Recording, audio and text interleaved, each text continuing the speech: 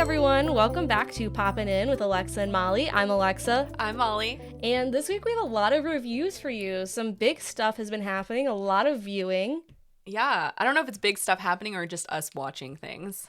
Us having the time to watch things. I feel like it's been like rainy and dreary, and like both of us have been kind of on the go for months, so I know I wasn't watching as much as I usually do. Yeah, so it's all kind of like, all of our stuff was, I was going to say clogged up. I don't like that word though.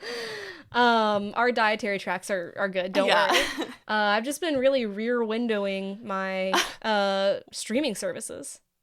Like, you know. Rear windowing? Have you seen the movie Rear Window? Yeah. Where he's just like watching the whole time from the rear window. He's a voyeur. Oh, and so you're saying that you've been watching it happen, but now I don't know. Okay. Okay. I thought it was going to be clever, but maybe it wasn't. Because are you saying you've been rear windowing it as in you've been watching them? Yeah, like I've been watching things. I've been rear windowing my streaming services. Okay. I guess so. Just making that into a verb now. But anyways, and so our like big topic today is we both watched Emilia Pérez. Yeah, and I think it's our big topic because there's been a lot of talk about it lately. I don't know when it actually came out. I remember when it premiered at the Cannes Film Festival, but I don't know when it actually came out, so it might seem like a little late that we're talking about it, but I think there seems to be a lot of kind of drama around it. Well, it came out, I think, on Netflix for the UK and US last week, I think. Okay. So I don't think we're too far behind the times. Unlike something else I'm going to talk about, which I'm like literally 5 years behind. Okay. But I want to bring it up. So this is very fresh because I just finished watching this about 20 seconds before I came over here. Yeah, which is impressive. Yeah. Like I was like, I'm going to be late because I have 20 minutes left of this movie. Yeah, well, Chris and I watched it last night, and we have a lot of thoughts. It's funny that Chris watched it. That's why you said we're all confused. Okay, yeah. Yeah, yes. Or we all weren't expecting. In case you don't know, Emilia Pérez is when I was looking at the description, it made me laugh because it was described as mystery, thriller, comedy, musical. Yeah. Yeah. And I was like, that is a lot in one sitting, and also not how I would have described it necessarily. I would describe it as three of those things. I thought about it later, and I was like, it's not a comedy. No, I thought it was at first. I thought it was at first. Like, I thought there was comedy elements to it in the beginning, but no, not really. So if you don't know, Emilia Pérez has been making a huge splash in the press because it's been getting a lot of potential, like, Oscar whispers, and it got a bunch of Golden Globe nominations. And it won, I can't forget, but like it was like the entire female cast won some award at like the Cannes Film Festival or something. And also Selena Gomez won Best Actress at the Cannes Film Festival. Which I have so many thoughts about, but let me just say, so if you don't know, the movie, the synopsis is Emilia Pérez follows 4 remarkable women in Mexico, each pursuing their own happiness. Cartel leader Emilia enlists Rita, an unappreciated lawyer, to help fake her death so that she can finally live authentically as her true self. Okay, I pulled this from IMDb, and now that I'm reading it, I'm like, that's a really bad synopsis. So that's a bad synopsis because, first of all, there's not 4 remarkable women. Or do they mean who's the 4th one? I don't know. Okay, so let's kind of get into it. Yeah. Emilia Pérez is basically about a Mexican cartel drug lord who wants to transition into a woman. Yeah. So she enlists a lawyer who, they got that right. She's kind of like an unappreciated lawyer played by Zoe Saldana, who was amazing in it, by the way. Well, sorry, go ahead. No. That's kind of the story is basically, so she enlists Zoe Saldana's character who helps her kind of, because not only does she want to become a woman, but she also wants to basically leave her cartel life behind because she has to. But she becomes like a good person, basically. Yeah, but it's in such a weird way. But also, so like Zoe Saldana, I would say, is the main character of this film. But she's first, and then I felt like I was like, oh yeah, I forgot about your character halfway through. She's getting like supporting actress nods or whatever for like people were saying if she got nominated for the Oscars, it would be supporting actress. And I'm like, I think she is the main actress. But so the person who plays the titular character Emilia Pérez is Carla Sofia Gasson, I think I'm saying that right. So. And I mean they were phenomenal, but I would say like they're almost in it as equally as Zoe Saldana's is. But And also I was just telling Chris, like, after we exited out of the movie, I was like, I thought it was weird. Selena Gomez is the main character featured on, like, the art for the movie thing. When you go to, like, select the movie on streaming, I'm like, why is it Selena Gomez? She also won Best Actress at the Cannes, which, okay, so... We'll get into that in a second. But, yeah, I do agree. I think... I would have thought, so in the beginning, it shows Zoe Saldana's character, to me, is the main character. Right. Like you said. But then halfway through, it's Emilia Pérez is the main character. Right. Who is the former drug cartel. Right.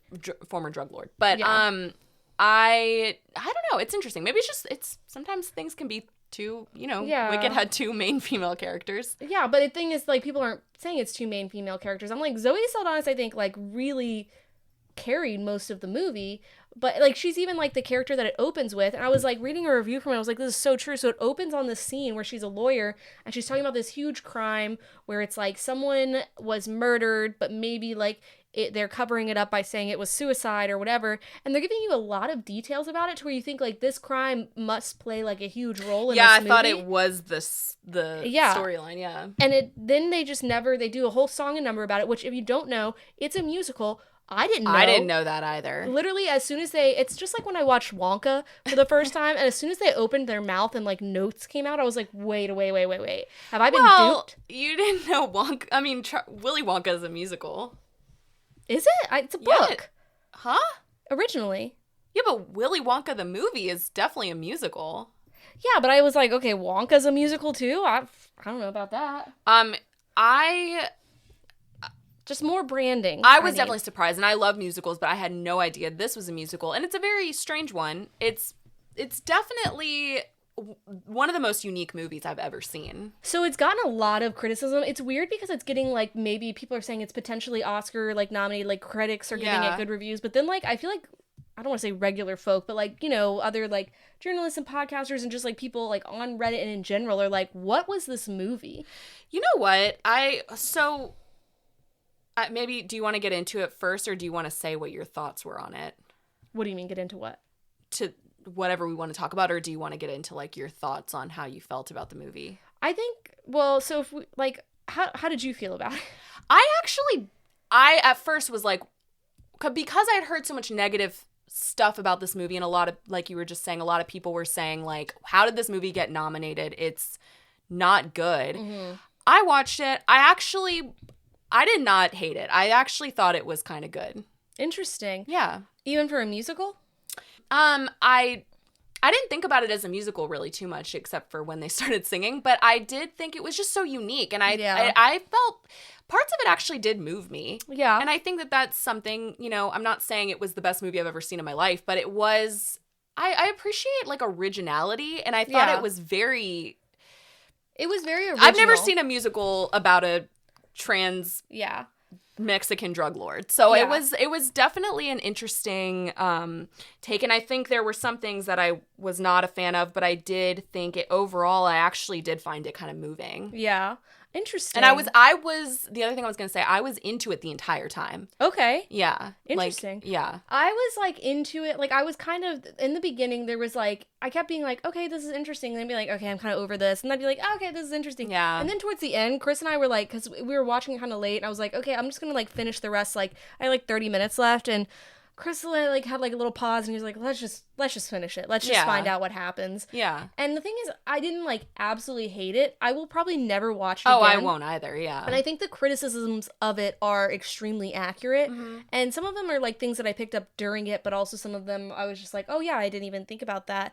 But I think there was, like, it was trying to be too many things at once for me. I'm like, I think this could have been a great movie without the music. Like, the fact that it was made as a musical, I'm like, I think it, and the musical part, it seems like it's both adding to the aspect that it's a musical, and then a lot of the songs are, like, comedic. Mm-hmm. So then it's just kind of like, okay, like, there's that whole, I forget what it's like, vaginoplasty is, like, one of the songs where that in the very beginning.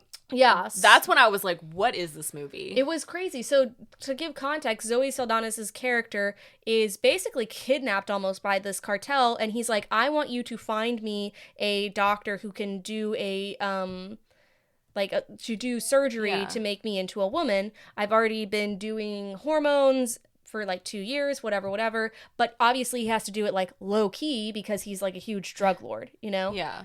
And so so then she goes and she talks to this doctor in Switzerland, Zoe Saldana's character, and it's this whole thing where she's basically like the song, it's like almost like the biggest song and dance number I would say of the film, where they're just like talking about like the different surgeries you have to do, and it's basically a he-she song where they just like make that pun kind of a lot. Actually, they make that pun in a lot of the songs, and it's just I was just like, this is a weird movie. Yeah. And I think, like, so some of the criticisms it has gotten, you know, I feel like some people in the trans community love it. Some people are like, okay, this is, like, really didn't do anything to build out, like, Emilia Pérez as a character. They just allude to, like, yeah, like, I was born, you know, I wanted to be a woman my entire life. And that's it. That's all, like, the backstory you really get on Emilia Pérez's, like, you know, history or struggle with, like, her, like, gender or identity or whatever, besides her just also being like, I don't know who I am, you know? Yeah, I mean, I guess it's just what you want the movie to be about. And I mean, if you wanted it to be about just her whole journey to being a woman, then that would have just been a totally different story. But I think this was... So, I mean, I see what you're saying, but I also am like, it was also about, like, after that, I guess. Like, I'm not sure how much background I would have wanted. It's interesting because at one point, like, so throughout the movie, and this is a little bit of a spoiler, but also not really because it's like within the first 45 minutes. Yeah. Zoe Saldana finds a doctor. By the way, it's Zoe Saldana. Oh, sorry. Zoe Saldana. I always get the names wrong, and I'm growing. Yeah, you are. Yeah. I thought I would say it now. No, you're right. Didn't know a better way to cut in, so I just... No, I need that. She finds a doctor. Yeah, and and Emilia Pérez's character, like, undergoes the surgery, and you presume, like, it's probably successful. And I'm like, where is this? What else is in the plot? Like, I was like, where are we going from here?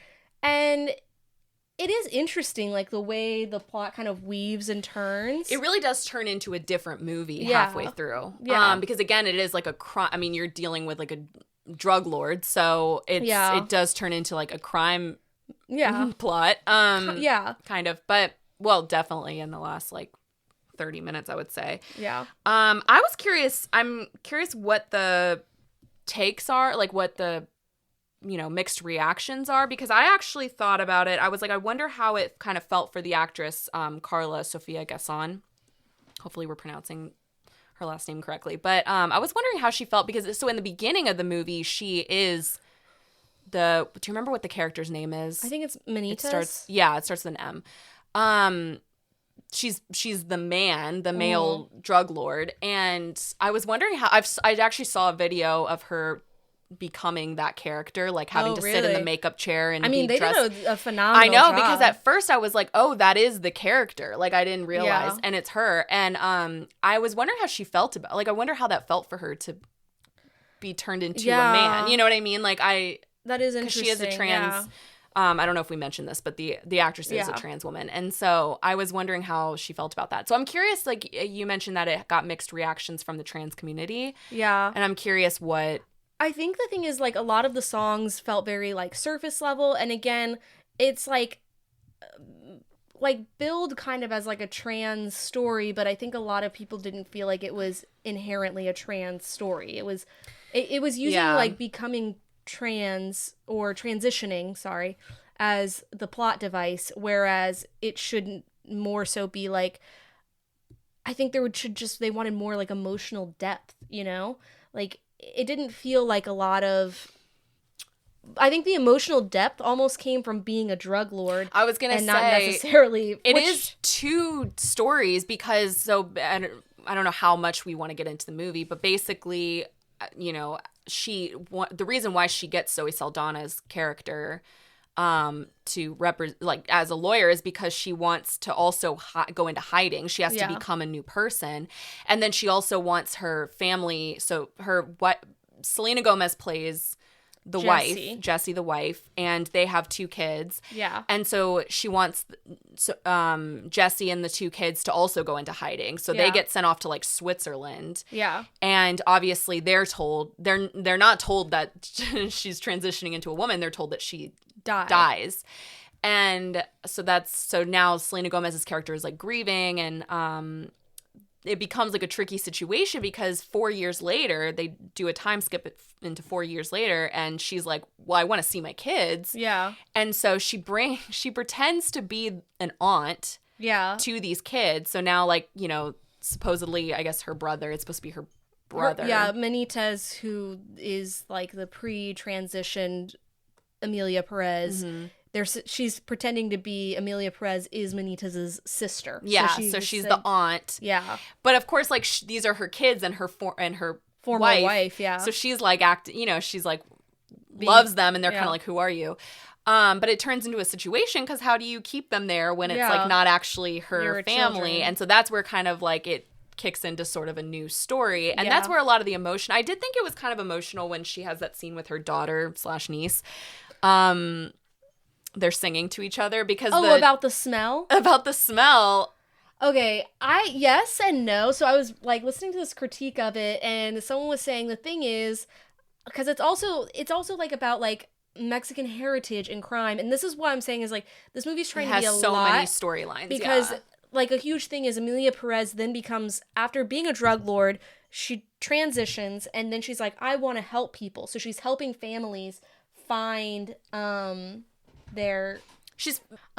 but is helping people find like their missing family like loved members ones, loved who ones were lost to the cartel, essentially.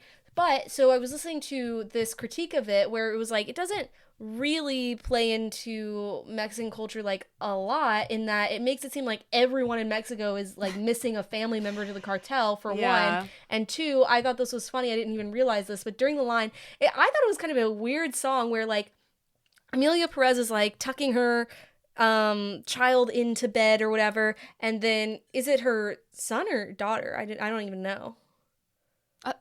I thought it was you know what, they mentioned later nephews, and I thought somebody said like your nephews, and I realized maybe they're both. I think it was their sons.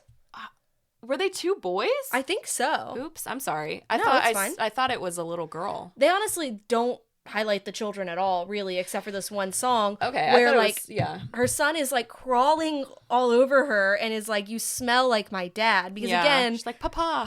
He thinks that his dad is dead, but it's actually Emilia Pérez. Yeah, and so there's one scene, it made me laugh. He's literally like, I can't describe it, but like hanging off of her shoulder, like literally sniffing Emilia Pérez's hair. But the line is basically like, "You smell like guacamole," and like tequila or something like that. Yeah, you smell like a dog in a car or something. Yeah, and whatever. You're just talking about like, I didn't really think that was that. But I think like it's interesting because this movie is directed by a French director, Jacques Audidard, and that was said with the most American accent. Audidard. Yeah. I feel like French people, you gotta say it with like, you gotta put the spit into it, you know? Jacques Audidard. But anyway, so it's directed by a French director, but it's a movie about Mexican people. Who was it written by? So it's written by French people who have said, like, they were like, yeah, we didn't, like they were asked, you know, did you do a lot of research on, like, Mexican culture and Mexican people? And they kind of, like, dodged the question. Really? And so that's why I think a lot of people are like, okay, maybe this isn't, like, the best and the other representation. So a big part of that, too, and this is where the movie has gotten a lot of criticism, because when you have somebody like Selena Gomez, who's a pop icon, and I'm not saying she's like, whatever, however you feel about her, she is like a figure. She plays, like we said, she plays the wife. She speaks Spanish in the movie because most of the movie is spoken in Spanish. There's like a little bit of English, but it's mostly it's a foreign. It probably will win Best Picture for foreign language, like the foreign language Best Picture. But she speaks Spanish a lot in it. She sings a whole song in Spanish, which. Yeah. But she doesn't speak Spanish, so she had to learn Spanish for this movie, and everyone's she's gotten a lot of criticism for her Spanish, which I can't really speak on because I don't speak Spanish, so I can't really tell you if her Spanish is good. So I will say Chris, who like, he doesn't speak Spanish fluently, but he likes to like study Spanish or whatever. He doesn't know anything about Selena Gomez. During the movie, at one point he goes, does Selena Gomez speak Spanish? And I said, no, she had to learn it for this movie. And he was like, yeah, I can tell. Yeah, I mean, I could tell, but also I had heard a lot about it beforehand. So I was kind of like, I guess it doesn't sound great, but that's why I said I really can't speak on it because I don't speak Spanish. So I don't want to just be saying it just because I've heard of the criticism. Well, you could tell, like, the way she was delivering her lines and the lines they gave her were like, oh, you're not using, like, complex verb, subject, like... Well, wasn't she not supposed to... I mean, they mentioned her family in America. She starts speaking English, actually, in the beginning of the movie at one point. So I was like, okay, maybe she's not supposed to be... I don't think so, but they don't, like, really clarify that at all. No, and especially Zoe Saldana spoke very good Spanish. But I think she speaks Spanish. Yeah. So... But I will say I don't think Selena Gomez should be nominated for Best Actress. But and the crazy thing is she won Best Actress at the Cannes Film Festival. It's crazy. Like, the thing that blew my mind a little bit after seeing this. Her performance wasn't as bad as I think it was on Only Murders in the Building. No. But it also wasn't like, oh yeah, she crushed it. At one point it's Emilia Pérez is talking to Selena Gomez's character Jesse, and you have to remember these people are married, but Jesse doesn't know that it's her former husband. Yeah. And Emilia asks, like, oh, like, did you love your husband? And she was like, oh, like, she said something where she was like, I was absolutely crazy about him. And the way she said it, I was like, this person has never been crazy about anyone in their life. I was like, what? Okay, I took that as, like, she was saying it, not sarcastically, but just kind of like, it was like what she was supposed to say. That's how I interpreted that line. I may be giving her way more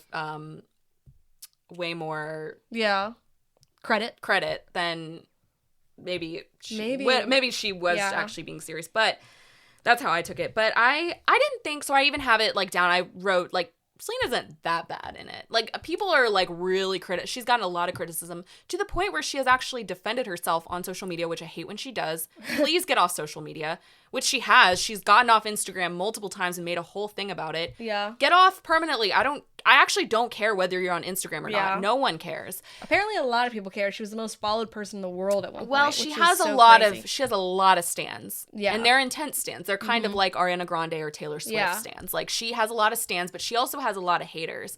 And so she was getting this one critic, like, really criticized her in the movie and was just like, flat out, like, she is not a good actor. I don't know why we're pretending like she can act. I agree. And I know you've said that a lot about Only Murders in the Building. Her acting is very wooden. Yeah. She's a flat actress. In this movie, I actually didn't think she was that bad. She gave some emotion. Was it? Some? However.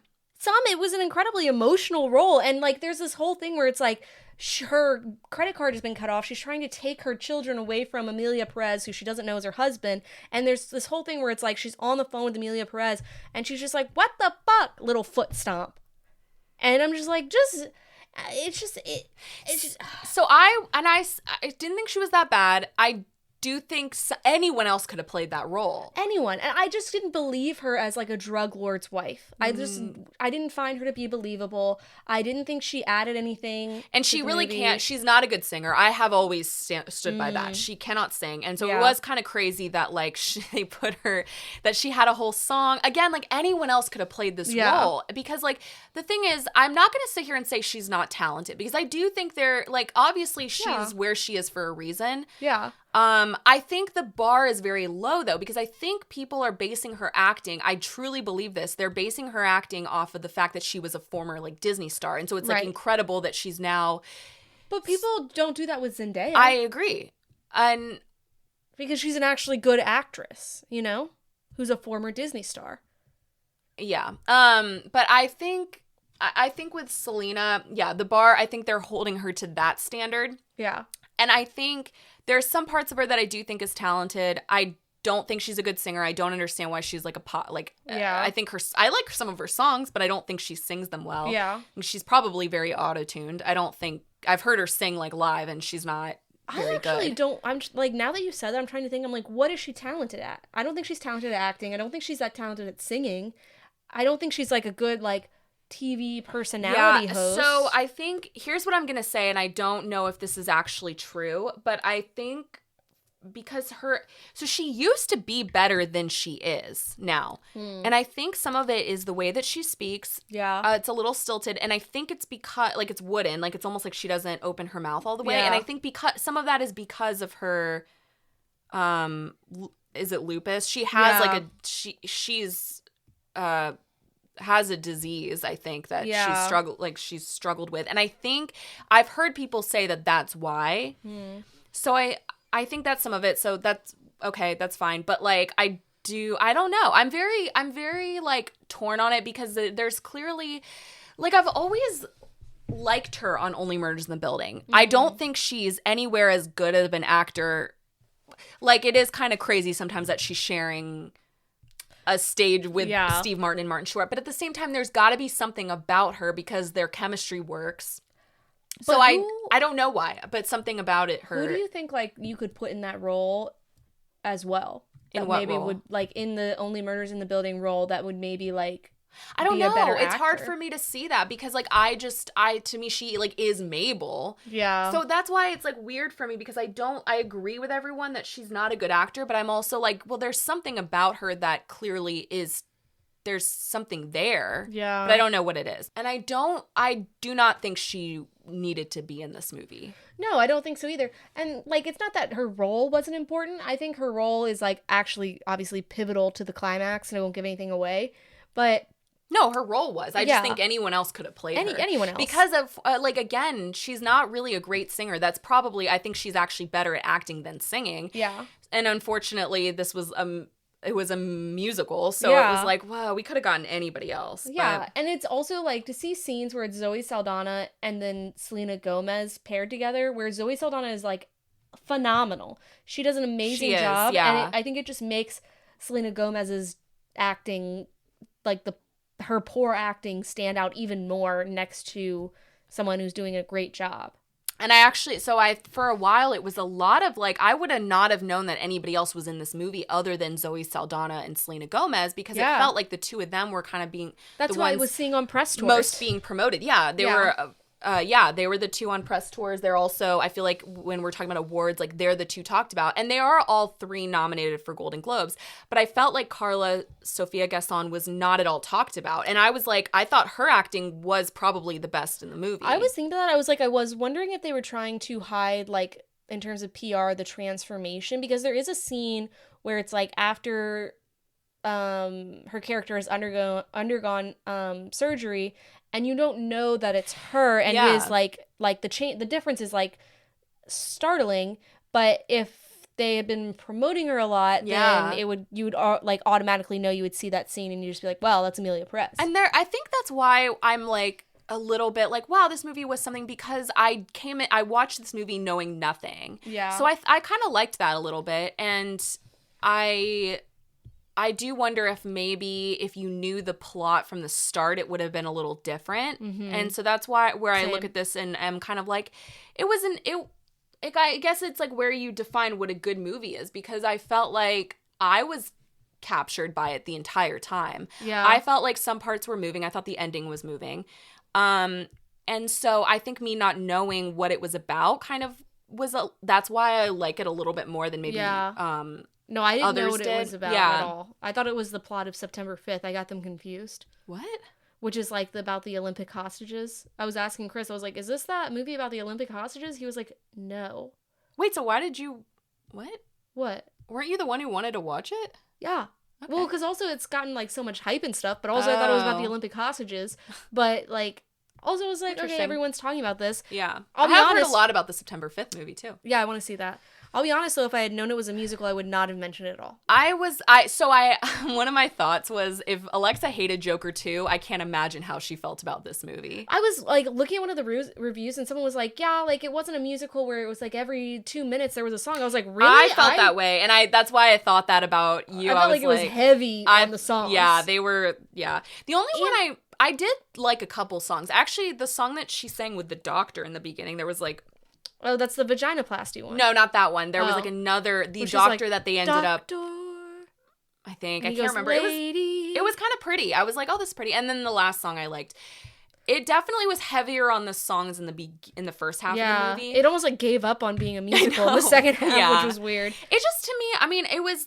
It's interesting that you say that, though, because I personally didn't like any of the songs, but I know, like, a lot of, like, when people have critiqued it, they've said they were like, the songs were not good. Like, it could have just not been a musical. It was not, it didn't stand, the music didn't really stand out to me. But I guess that's why I was like, this was the most interesting take on transsexuality that I've ever seen. Yeah. But it did remind me, I put this down, it reminded me of the movie Annette. Have you ever seen that? No. It has Adam Driver in it and Marianne Cotillard, and it's a musical, and there's no talking, so it's a little different. But the music sounded a little similar, where I looked it up to be like, was it the same like director? And you know, but it was not. But it's about this like Adam Driver is like and Marianne Cotillard are like the parents of this baby who is like this child prodigy. She's like sings really well, but she's played by a puppet. So the whole it's a musical, and it's like starring like a puppet.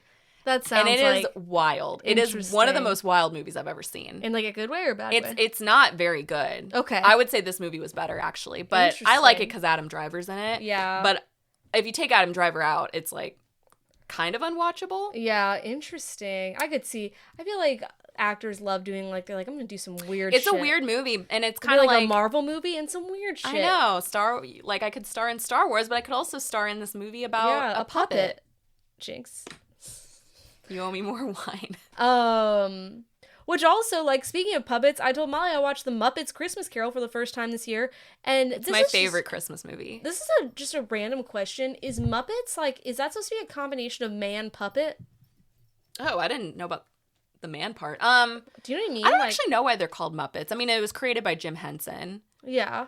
So it's kind of its own thing, but they are puppets. Which I actually learned at trivia, we got the question wrong, that Jim Henson did not direct the Muppet Christmas Carol. He died right beforehand, so his son did. Oh. I forget his name, something Henson. So I'm going to be honest with you, I didn't know he ever directed Muppets movies. Yeah, because he was like... I know he was the creator, but I didn't know he directed the movies. He was the Muppet Man. No, I know. I guess I should know that, but I didn't really know he, like, directed the movies. Well, he didn't have a play in it at all. He was dead. No, but the other movies I'm saying. Oh, I didn't know that. Like, Muppet... There's Muppet Treasure Island. I honestly am not... Like, I care about the Muppets a little. Yeah. Muppets Christmas Carol is, like, one of my favorite... It's probably my favorite Christmas movie because I think it's a masterpiece, and I mean that seriously. But it's so good. It's so good. Yeah. I'm so glad you watched it. Yeah. We watch it we haven't watched it yet this Christmas, but we watch it every Christmas. But I haven't watched like many of the other Muppets movies. I don't think I've watched any of them. I just see like Muppets clips and like Muppets appear on things or whatever. Also, I feel like the 70s and 80s were such a big time for puppets because like Sesame Street. And like when I was little, I thought Muppets and Sesame Street were the same thing. I know, I was gonna say, and they're not Muppets. They're just puppets, right? They're just puppets with men. That kind of freaks me out a little bit when I think about it. But Muppets are men puppets. You know what's freaky is that like Elmo and Kermit aren't in the same universe. No, I don't know if they've ever had a crossover. They must have after all these decades. I don't know if they're owned by different like studios. The thing is, Miss Piggy's just too hot to be on Sesame Street. She's so funny too. Like that's the thing about the Muppets is they're genuinely so funny. They are. Miss Piggy's my favorite. That's why I want to be her for Halloween. But then I'd have to dress up as a pig, which like is fine. You could be hot. Yeah, I could be a sexy pig. Wink. My favorite part of but a Muppets Christmas Carol is just so genius. Like. It's just, they take it, my favorite is like, it's so serious, you know? Like, the fact that Michael Caine, he's the one human in the movie. Yeah. He takes it so seriously. He does. I think it's so good. It was good. I was very entertained. My favorite character of all time is Rizzo the Rat. Like, he is so funny. Like, I love at the end, because, again, rats is such a psychological journey. We have an interesting relationship. Yeah. Me and rats. Yeah. But I love at the end when like it's like really scary and like Rizzo and the other what's the other one's name? The one like kind of a long nose. Yeah, they're too scared and they're like, we'll see you at the end, folks. Which I'm like, okay, you're scared of this? The Ghost of Christmas Past? It's terrifying. Yeah, and she's Audrey a freaky little doll. Our friend Audrey was saying that apparently to do that animation they had to record the actress while she was underwater, and I was like, well, they shouldn't have. She looks frightening. I don't really know why they would do that. Like, what would be the point of that? The other one's a Muppet. You know? Like, I'll post a picture of it. I literally texted you. I was like, what's up with this ghost? Yeah, you were scared. Yeah, I was like, I'm more scared of the Ghost of Christmas Future because he's Christmas Carol, I've said this before. He's got a neck. Huh? I noticed his neck is incredibly long. The corpse guy? Christmas Future? Yeah. Yeah, what do you call that? Grim Reaper. Is he the Grim Reaper? Well, he's not. He looks like him, though. Yeah. I think Christmas Carol is one of the scariest things ever. I realize it's part of Dark Christmas Core. I finally have put a name to it. It's Dark Christmas. What else? So there's Nightmare Before Christmas, Christmas Carol. You know what? Nutcracker's a little spooky too. I would consider Nutcracker. There's also. This isn't a movie or anything, but Carol the Bells, I would say, is dark scary. Christmas. Yeah, it's a very dark Christmas. Yeah. Any of those songs where it's like, I feel like God Rest Ye Merry Gentlemen's a little dark Christmas. Anything like that's in like an E flat. Yeah, anything that's kind of like, it's just, yeah. There's like one more, and I'm trying to think of what. Nutcracker, Christmas Carol. Is it Krampus? No. I'm saying like old, like, whatever. Doesn't matter. But Krampus, it'll come to. Krampus is like a comedy. Yeah. But anyway, so Emilia Pérez. We talked about the Muppets for so long. It wasn't my favorite, but I wouldn't say it was the worst thing I've ever seen. I would say it's worth a watch. Yeah, especially, I would say it is if you care about award season, which we do. Oh, jinx. Jinx again. And I think it's just interesting. Like I said, it is a unique It's a story. very unique movie. Yeah. And whether you like it or not, it's one of those where there's a lot to say about it. Yeah. Oh, yeah, for sure. So, but that's also, our review. Yeah. I know we were talking about Selena Gomez. So, big news in case you haven't been on the internet at all. Her and Benny Blanco are engaged. Are you kind of mad that they stole your thunder? I did say that to you. I was like, wow, not Selena Gomez getting engaged the same week as me. Oh, but, you know. You said that to me. I thought it's that fine. was an original I'm going to be thought. honest. I think we had drank a lot of wine. So it's I thought fine it was that an you don't original remember thought. that. Yeah, they're engaged. Which is like, I was watching this video. A lot of people have been asking her, like, she was on Vanity Fair, I was reading her interview, and people were just like, so what's your future with Benny? Like, what are you guys doing? And then Have they been dating that long? I didn't even think I don't even know. Oh, okay. She was on with, I think it was Stephen Colbert, and he was like, it was actually a really uncomfortable interview where he was like, so, like, what are your intentions with Benny? And she was like, what? And he was like, well, as, like, America's daughter, and I know I'm, like, act as America's dad. What? He was like, I just want to, like, it was like a weird joke. Sometimes like that. he is weird. Yeah, I don't know. and Selena Gomez was very clearly like the least wooden she's ever been, where she was just like, I don't know, like very uncomfortable. But anyway, so they're engaged. They had Taco Bell in the picture, which someone was like, do you think that was product placement, or do you think they were actually eating Taco Bell? I would want Taco Bell product placement in my engagement photos. Yeah. Matthew and I eat a lot of Taco Bell. I do too. Yeah. I do think one thing that was interesting, this is just me, this was just a first thought that came through my head when I saw the pictures, like her post. Okay. Did you notice that it was like, it took like a few slides before it was like about him? No, I didn't see her post. I saw all the posts about it. So if you look at her post, it was like the first 3 photos were just of her. And I'm not saying, yeah, the ring is kind of the main thing of it, I guess. But it was like, and then you got to slide 4 before it was like he was in the picture. Yeah. I feel like that was interesting. As a celebrity, you can do that because you're like, people like, they'll know to like swipe. But if it was a very cute photo of the two of them. I would have used that. They do take cute photos together. Yeah, it was they were like on the bathroom floor hugging, whatever. They were clearly happy and in love. I thought that should have been the second photo. And I thought it was strange the order that she put it in. I think she probably did it because she knows like fans are going to swipe. So it's almost like oh my God, like you're swiping, you're like, ah. But the thing is, like, I know this person who got engaged, and you know how you can do, like, up to 20 photos on Instagram? Yeah. And she was like, oh, had a great weekend, and it was just, like, pictures of their brunch, whatever. And it was, like, the 15th photo was, like, her engagement ring, and that's it. That's all it said, weird. And I was like, oh, you hate each other. I was like... Or she was doing it for the... like to be like haha like but you'd have to I don't think she was. You'd have to trust that people are gonna swipe. Yeah, we're like Selena Gomez, of course, people are. But I guess what I'm saying is like, so Selena Gomez's first photo was the ring. It's not. That's what I'm saying. Okay, so the first. Yeah, sorry, I didn't say that. So the first photo was the ring. So it was clearly like she got engaged, and then it was like again, it was like 3 or 4 photos before it was her and Benny. So the first few were just of her, and I was kind of like. I feel like the one of her and Benny should have been the second one. Yeah. But so they're engaged. Congratulations. I am excited to see that wedding. I like how we just like fully trashed her. I know. Acting. We're like, but congratulations. The thing is, I do like engagement. Selena Gomez. I do too. I find her cringe a lot. Yeah. I do think she does things sometimes that I'm like, shut up, please. Yeah. But I also, like I said, there's something about her that I think makes her... Yeah. That makes her famous. And I'm not sure what that is quite yet, but I know I've always liked her. Yeah, and as a fellow, like, round-faced bitch, like, she's out there for all of us. She's really supporting the round-faced community. Do you know what I mean? Just, like, circular all the way bone structure. She was the first person I saw famous where I was like, oh, that person has the same like bone structure as me, just a basketball head. But like she pulls it off and she makes it like look good. It's like her and Chrissy Teigen, you know, where it's just like, okay, we've got round faces. Let's represent that more. It's not all about Keira Knightley angles. Wow. Yeah. Anyways, that's huge.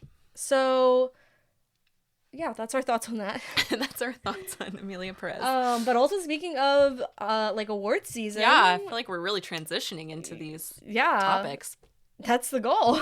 We're transitioning well into these topics is what I'm saying. We're growing, if you can't tell, with every episode. But yeah, the Oscars will be live streamed for the first time this year. And on Hulu? On Hulu, yeah.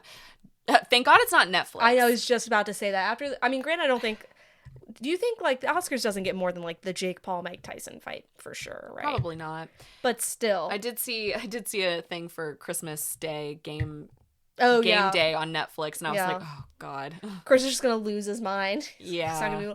But I feel like Hulu's got live streaming, like, down better, because it's partnered with Fox, essentially. I mean, I feel like Hulu has a lot of, like, at least I have always had issues with buffering with Hulu, so I don't know how they will be live, but...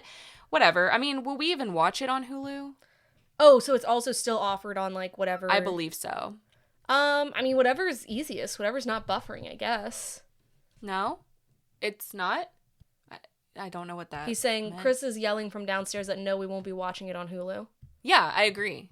Which is fine. I say we, like, I mean, I will be here. Also, like, navigating this, like, post-streaming... We're gonna have another party. We can do it at my house if we want, but I will be celebrating the Oscars as we did last year. We will be as well.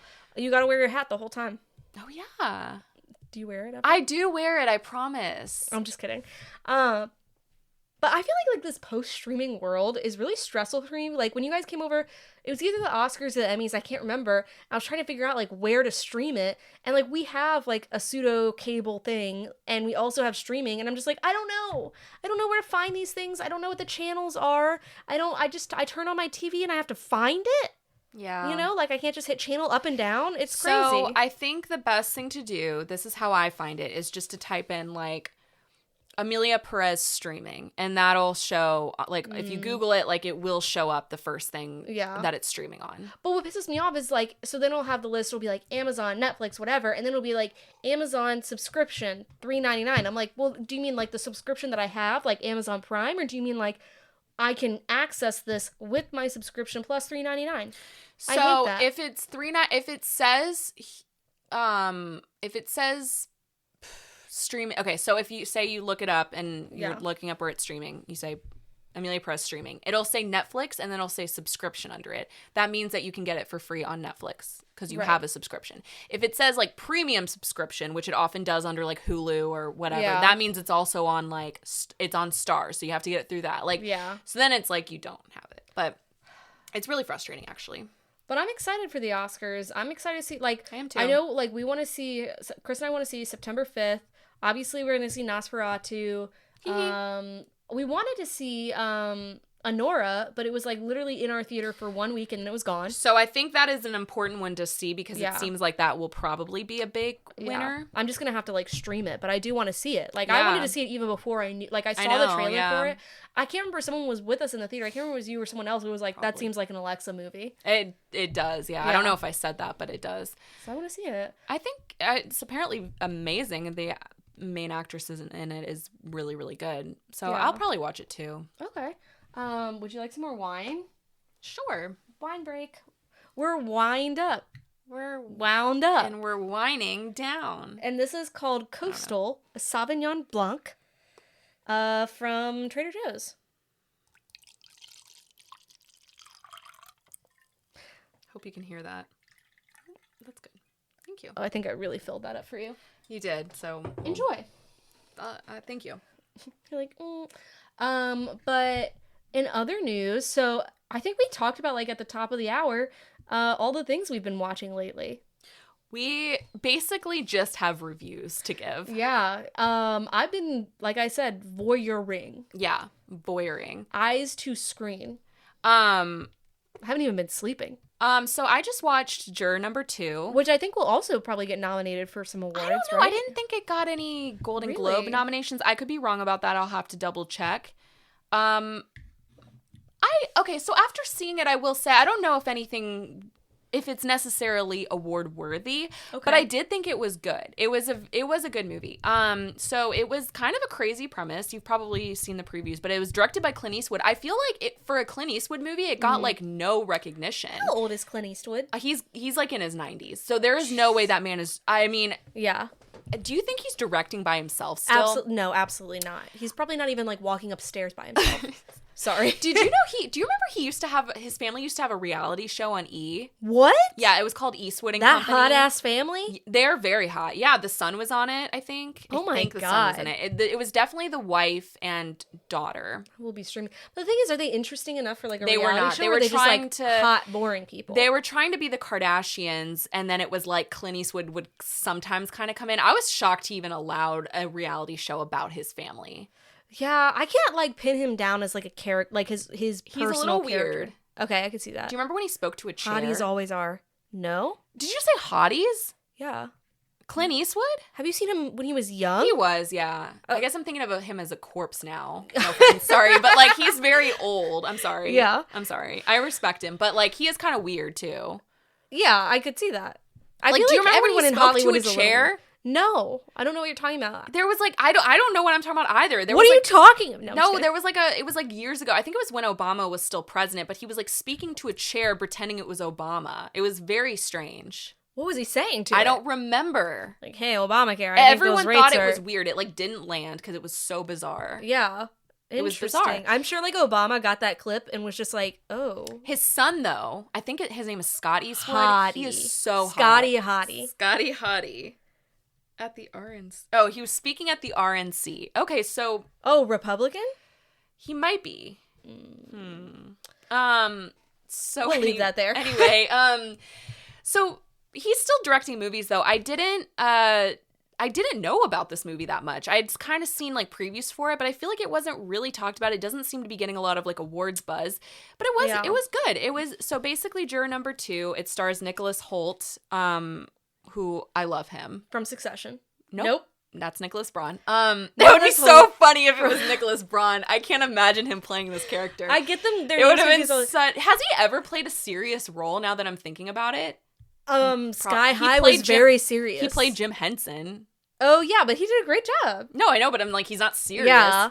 He's not Nicholas Hoult serious. is like the guy from The Great. He also played J.R.R. Tolkien and I think C.S. Lewis. Like he played like a lot of weird like early 1900s yeah, authors. he's from, and if you like That's his superhero movies, typecast. he's like from X-Men, and he also was in that Warm Bodies movie. Like he's been these are our different algorithms. He's going to be in Nosferatu. The way like Nicholas Hoult just like entered our minds is our algorithms. It's totally like you're like he played these literary characters, and I'm like he played the Beast in X-Men. I forgot about that. And he played it well. I love him. That I literally not even crossing my mind. He's not the greatest actor I've ever because I was kind of thinking about it. Maybe in The Great he's good actually. Maybe he's great. The thing in The Great is he just plays an idiot. So it's like how hard is that? I've only seen the first episode. I didn't really get into it, but I loved the first 2 seasons, and then I was like, this is really veering from historical accuracy. I'm like sure. To the point where it's pissing me off. Was it getting kind of CW territory a little bit? Yeah, kind of where it didn't like wasn't making sense. And people loved the 3rd season. I like after 1 episode was like, I'm done. I'm good. I felt like it was very it almost like reminded me of, I don't know what it reminded me of, but it was like, it felt like it was trying to be very quirky, and it didn't land with me. But that's okay. I've heard like Elle Fanning is very good in it. She is. She just sometimes annoys me on screen. I don't know why. She would be a great Tim Burton muse, I think. I don't have huge opinions on her. I'm a huge Dakota stan, and I wish that Dakota would really get more credit for who she is as a person. I think because she took a break and then people forgot about her, but during her break was when Elle really rose. I was gonna say like people love Elle, and I'm like, yeah, but Dakota. And I think Elle has like a very like fashion side to her as well. That's true. She's kind of a fashion icon. Which I think like Dakota is very fashionable. I love like everything she wears, but I don't think she's like on runways. But Elle is. Which is like, whatever. I have opinions on that. I'll tell you later. But okay. anyways. All right. So juror number 2, directed by Clint Eastwood. Back to that. No. It's one of those plots where it gave me anxiety. You know what I mean? Like, it's a very anxiety-inducing plot. What is the premise again? So the premise is basically this man played by Nicholas Hoult is called to jury duty for a murder trial, and the man that's on trial, he is suspected of killing his girlfriend because he was at a bar one night with her, and they were witnesses of the two of them getting into a fight, and she storms out, and everybody's like a witness to this, like everybody at the bar like saw that she stormed out of the bar. They had like a very toxic relationship. And she leaves, and that night the next day she's found dead in a creek under a bridge. Damn. And the man had also left. Like, he got in his car and drove off. Okay. So that was the last that they had seen of the two of them. So he is on trial because he's suspected of chasing after her and killing her. Because, again, they had this toxic relationship where they were often getting in fights. Well, Nicholas Hoult is on the jury for this trial, and he hears this story, and he goes, that same night I was at that same bar, and I drove home and ran over something, and when I got out of my car, I didn't see anything. He says this, like, during the trial? No, he doesn't say it. He realizes it. Oh, okay. And his backstory is that he is a recovering alcoholic who has had prior DUIs. He was at the bar that night because his wife, I'm giving spoilers, sorry, spoiler territory, but it is the plot of the movie. But again, like, I'm now getting into spoiler territory. His wife and him had found out that night, this was like a year prior, that they had lost their twin babies. She was pregnant with twins, and she had lost them. And so he was grieving at a bar. And again, he had a former alcohol addiction, but he's now in Alcoholics Anonymous, and he's, recovering. But he was at the bar. He had gotten a drink, but he didn't touch it. So he never touched it. He was not drunk driving, but he was very upset. He was distracted by his phone, I think, and he realizes he may have hit the woman. And she felt like if the way he's thinking about it, she would have maybe fallen over the bridge and fallen into the creek. It's like not funny, but it's also to me anxiety inducing, because do you ever drive and you run over something and you're like, I just ran over a body? No, that's what I'm about to say. I'm like, the thing is, I feel like if you run over a body-sized thing, it is like pretty significant unless you're doing a speed bump. So for more context, okay. It's like, first of all, do you ever? But you don't have the anxiety I do, where you like run over like maybe like a pothole or something, and you think it's a body.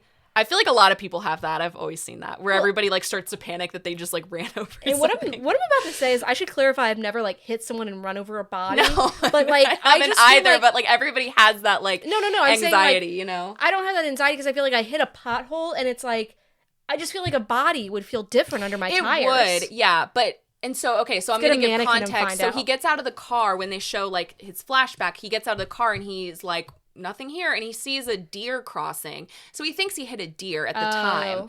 So, okay, so keep in mind, at the time, he thinks he hit a deer. He has no idea that night that he may have possibly hit a person, because, again, there's a deer crossing thing. So he's like, it's night. This is my worst nightmare. It was nighttime. It was rainy, and he ran over possibly a deer. So it's just like, it's an unclear. It's like, I don't blame him for being like, okay, I may have ran over a deer. That's kind of weird. And then leaves. So then now imagine his surprise when he's sitting here and he's like, oh shit, I think I may have been the reason this girl died. But if he says it, people are going to be like, you were drunk driving because you have a DUI. Exactly. Previously. And so the whole time, we're watching it and we're like, well, he could have just said, I think because like, at this point when he's realizing that the DUIs thing hasn't come out yet, like we haven't gotten to like they haven't been shown that he had prior DUIs. So you're kind of like, if he just says something now, maybe he'd get away with it, because you could probably just be like, look, like I thought I hit a deer, but as I'm hearing the story, I may have hit a person. I don't know if he would have gotten in trouble. Then it's like you hit a person and they die, you're getting in trouble regardless of whether you're like drunk or not. You know what I mean? Yeah. That's like my greatest fear, is accidentally hitting someone, them dying, getting legal repercussions from it, and then also like living with the fact that you killed someone for the rest of your life. I know. Well, and now he is on the jury of this man's life. And so the whole thing is like, everybody hears the story, like they think, there's video evidence of that night. Somebody had taken a video of the two of them fighting. And so people are like, oh yeah, he definitely did it. Like that guy killed his girlfriend. I said wife, it was his girlfriend. And Nicholas Hoult is the only one like, actually, I don't think he did, but so they go, so the whole thing is like, they're deliberating. And they're like, after they hear, because it kind of wraps up early in the movie, like, so you're like, how's the rest of this movie going to go? Because the end of the trial is like in the first 30 minutes of the movie. Mm-hmm. Well, now they're deliberating and everyone's like, yes, he killed, yes. And he's the only one who's like, because he's feeling guilty. So he doesn't want to come out with it because he speaks to a lawyer and the lawyer's like, with your prior DUIs, you would be getting like 30 years. And he's like, oh, okay, never mind. And also, so now his wife is pregnant again. So now he's like, he's got his family to think about. Also, this man, while he is not a, murderer, he was maybe not a great guy. He apparently, there's just things that come out about him that you're kind of, it's why you're, it's so good. Because you're really like, what would you do in that situation? I was just about to ask you, what would you do? So if I didn't have prior DUIs, I think I would just come clean. But if you did? If I did. You're in the exact same situation as him. I don't know. I think I wouldn't, because so what happens is and again, I'm not going to give the whole movie, but basically he kind of could have gotten away with it because he is like, the whole time, like they're all like, he's the one who brings it up. He's the one who's like, maybe actually, maybe we should think about this more, guys. Like, let's deliberate a little bit more. And that's when people start to kind of question. They're like, you're right. And then like, but it's actually mind-boggling because one of the characters, played by J.K. Simmons, he's great. He is a former police officer. He did not, or detective maybe, he did not tell, you're supposed to tell the judge that when you're or when you're, in the jury, you're being picked for jury duty and you're supposed, like, I'd be like, I used to work in media. Yeah. That's how I got out of jury duty. I mean, not got out of, but I was like, I'm a journalist. And they were like, well, bye. Exactly, yeah. And I think, so he like lied. He never gave that up. And so now this guy is like, maybe he didn't kill. And he starts to like investigate on his own. And it's like a whole thing. It's a really interesting movie. I was about to say, I was going to say like, this is your worst nightmare. But I think actually your worst nightmare would be like this happening, having that realization. And then you also see that there's like a little rat in the corner of like the witness stand. And and no one else sees it. And you're just like, oh my God, oh my God, oh my God. What am I, like someone's in the middle of getting their heartbreaking testimony. And you're like, you guys, there's a rat. There's a rat. There's a rat. That's your worst nightmare. And also being like, did I kill this person at the same time? Do you really, I do wonder, like, would he, if it weren't for the DUIs, because that's like, okay, never mind. I guess I wouldn't say something. But if it weren't for the DUIs, do you really think he would have gotten in a lot of trouble? If he's now coming clean and he's like, hey guys, like, I realized like maybe I did. It was a dark and stormy night. He wasn't drunk, and this woman was, like, walking where she shouldn't have been. The thing is, whenever it's, like, you in a vehicle, I think, like, the fault immediately falls back on you. So I feel like if you're behind the wheel of a car, in most cases, it's going to be, like, you hit somebody, that's on you. Granted, it might not be, the punishment might not be, like, as bad as so I think other cases, but you're going to get some sort of punishment, probably. Yeah, and I think, like, involuntary manslaughter. This is my like I think about this all the time. Like I'm like, I think it's again, especially because these college kids that walk around downtown William and Mary. I'm like, look before you cross the street. I'm only going. Oh, in college you do not care. I wanted to get hit by a car. I would always joke. I'd be like, pay my loans. And I think about it now, and I'm like, I feel like such a like that's not funny. I'm like, sure. I think so. Again, take away the DUIs. I think I would, just to get rid of the guilt, because he'd be thinking about that. Yeah. For the rest of his life. And to me, it'd be like, I guess what I would say is I'd just be like, guys, I don't know if this is the case. So I'm just going to put this out here. I think I may have done this. We don't know for sure. And maybe it wouldn't even be decided. I don't know. I think they would be able to figure, I'm picturing you in that situation. Like, it's like jury deliberating. You're just like, hey guys. Yeah. So like hypothetically, I was joking to my parents. I watched it with my parents, and I was like joking that like during the, you know, when they're picking the jurors, I'd have been like, yeah, and I don't know if this is like super like relevant, but I don't know if I can be on this jury because like I may have actually hit this woman. Yeah. Like I may have murdered her. Yeah. Oops, sorry. I thought she was a deer. Yeah. So I don't know if I can really be on this jury. Yeah, now. like I might be a little bit partial. You know what's crazy though? This was the thing that blew my mind, and I don't know how accurate this is, but it's kind of hard to get out of jury duty depending on what your excuse is. I would say like a career, like if you're in the media, that's kind of a reason. First of all, he works for a newspaper, so that's one thing. I was like, I think he works for a magazine, but you work for the media, so maybe not. His other thing is his wife is again, you find out that his wife lost twins at one point, and she's now has a high risk pregnancy. She's in the last trimester of her pregnancy, and they still are like, sorry, there's no way. No, there's no way. Absolutely not. He would have gotten out of that.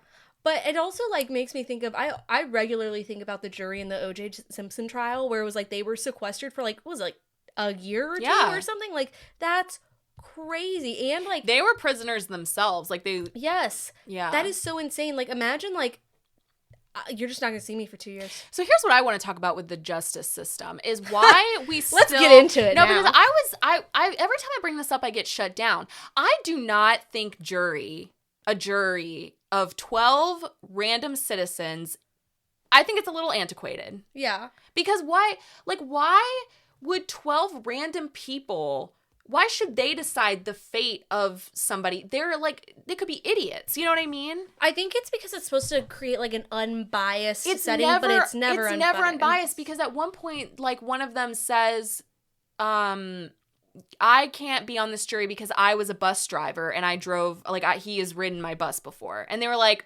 well, sorry. Like, they're like, that's fine. And I'm like, actually, it's not fine because what if, like, he smiled at her every day and he was really nice to her and, like, she could be like, I'm going to remember that. Okay, I think this movie maybe wasn't accurate in, like, jury representation. I know. I don't think it's accurate because I think about, like, the Menendez brother trial where it's like, oh, all the men on the jury were uncomfortable because they thought that the brothers were gay, so then they were like, oh, they weren't going to be, like, lenient towards the amount of times I think it has messed up a trial. It's like so crazy to me that we haven't rethought what a jury is. And I think, why can't it be 12 or however many people of professional people who are like professionals at this kind of thing? Because the reason I say that is because what we just talked about, you're sequestered during jury duty. So you're in kind of the worst mood of your life. You want to get out of here. So wouldn't you like rush to find to deliberate? It reminds me of like a sports referee, you know? Where it's just like, he's a professional referee. He has no ties to either side. This is his job to decide, like, you know what I mean? Exactly. And it could be, so that could be the case. And if one of them has a tie to something, then like get rid of them and get somebody else who's a professional juror. And the thing is, I think about a lot, like, obviously there's a lot of like racism in the justice system. They pick 12 random, quote unquote random jurors, but like pulling from a certain subject pool doesn't mean you're going to necessarily get a diverse population of jurors. Yeah. So if you are a person of color and you get a jury that is primarily white, then it's like, yeah, there's going to be some bias probably influencing that's what their they behavior. do. I mean, but they do that during jury pick. So the defense and the prosecution, they decide, they like go through and they have to decide on. So they don't usually, for that reason, they do. That's why they're picking. So that doesn't usually happen, but it could. I mean, it still. I feel like it still happens. It does a lot. because they could lie and say like, you know what I mean? Like, so I think. And with these cases, like I think about like the OJ trial.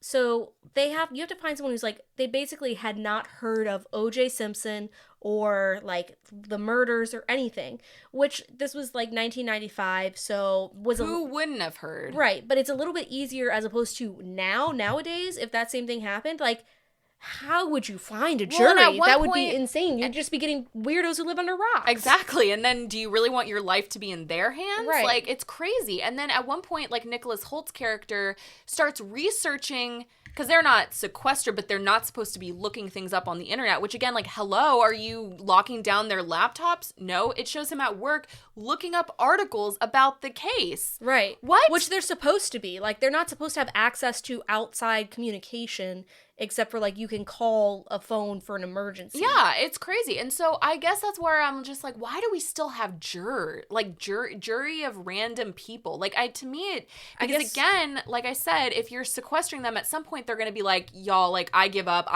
Who cares what we do? Yeah, and you see that, like, I mean, granted, in, like, movies portrayed all the time where they're just like, I just want to go home. But the OJ trial, I think, was, like, real evidence of that, too. Yeah. They were literally prisoners themselves, and they were like, I'm done with this, like, let's just, you know. Yeah. So interesting. I think about that, I'm like, we've gotta make a change there, because that's kind of crazy to me. But the thing is, I don't know what would be a better system. Like, I'm not like a, you know. But wouldn't it be, okay, if we can have other professionals in the justice system, why can't we just have a professional jury who know what they're doing? It'd be like, it kind of almost be like detectives in their own right. Yeah, I guess.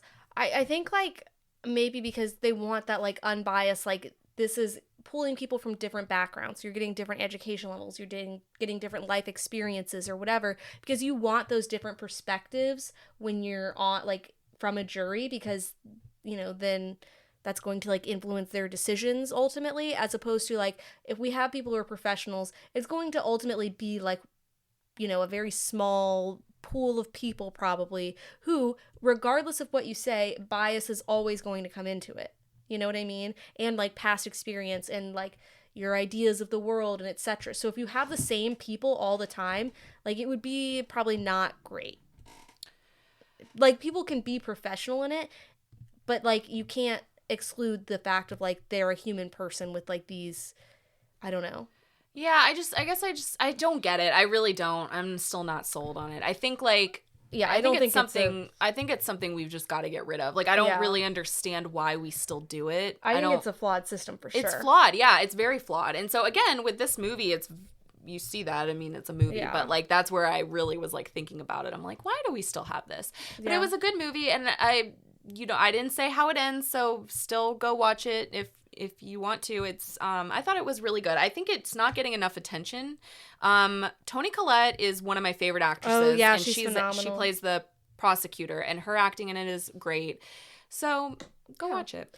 But so one of the things that I watched recently, so I actually really want to talk about this, is it's called Joy. The movie's called Joy, and it's about the birth of IVF. Which is in vitro fertilization, if you don't know. And the thing is, I feel like IVF is something that I think about regularly. I feel like we encounter it regularly. The topic comes up a lot. Like, I know multiple people who've had children via IVF, but you never think about, like, how difficult it probably was to be, like, to figure out how to do that. Like, you never think about, like, the science behind it. Yeah. You know, like, there's so many things in, like, today's day where we just, like, take it for granted, where it's like, oh, we know how to do IVF, but it's like, we didn't always know how to do that. And so, basically, this movie takes place in, I believe it's the 1970s.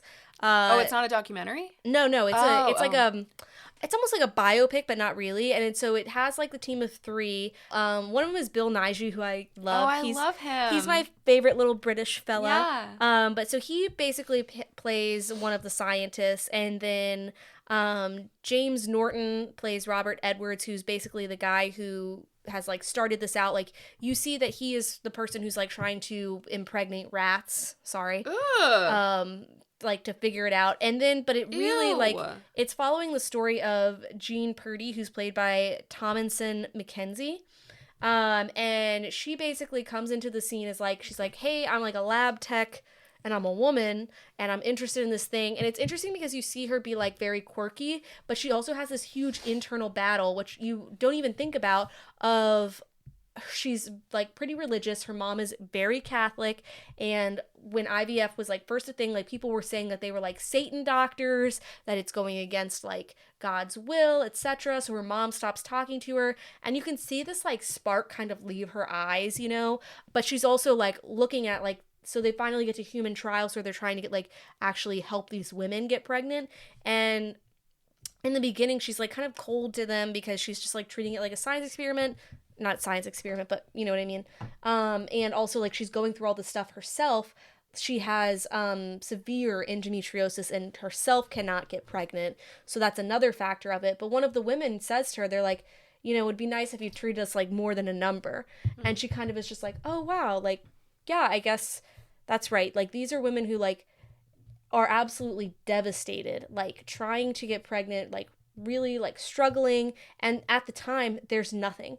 Like this is their literal last hope, and it's just kind of interesting to see like the pushback that they got in it, because they were trying to get funding from like the, I don't know, Royal British Institute of Royal Science Medicine of the King Royalty, you know, whatever that department is in Britain. Yeah, something, whatever, I forget what it's called. Yeah. But, and they basically are like, well, how is this like scientifically important to the community? And you can see like, it's crazy thinking of it from today's perspective, where the scientists are getting like actively frustrated. They're like, how could it not be? It's like people aren't able to have children, and we are figuring out like how to help them have children. Mm-hmm. And it's such an interesting topic. And, you know, you can see that like basically at one point, they kind of like give up for a bit because they don't have any funding. They get a woman pregnant, but then she ends up losing the baby. And then Jean steps away because her mom gets sick. So she's like, I have to step away from this project because my mom won't talk to me if I'm working on it, and my mom is going to die. So I need to like take a step away. And after her mom dies, before she dies actually says, she's like, promise me you're not going to go back to that project. And Jean's kind of like, yeah, probably, you know. And so then her mom dies, and she does obviously go back to it, but they had stopped the project. They had given up on it. And the thing is, like, they wouldn't have restarted it if it weren't for Jean coming back to, like, Bill Nighy's character and the main character and being like, hey, this is important and we need to do this. So then obviously like they figure it out because we have IVF today, mm-hmm. and they do all the science behind it. But like they start out the movie and they kind of finish it this way where it's one of the main characters, the one who I said is played by James Norton, his name's Robert Edwards, mm-hmm. where they've got like this huge plaque for the people who like have figured out like IVF. And it's basically only acknowledging like Robert Edwards and Patrick Steptoe, who is Bill Nighy's character, and he's like, hey, we need to put Jean Purdy's name on there. Like, she was instrumental in this. She is literally one of the three of us who was like working on this day and night, staying up. Like, this wouldn't have happened without her.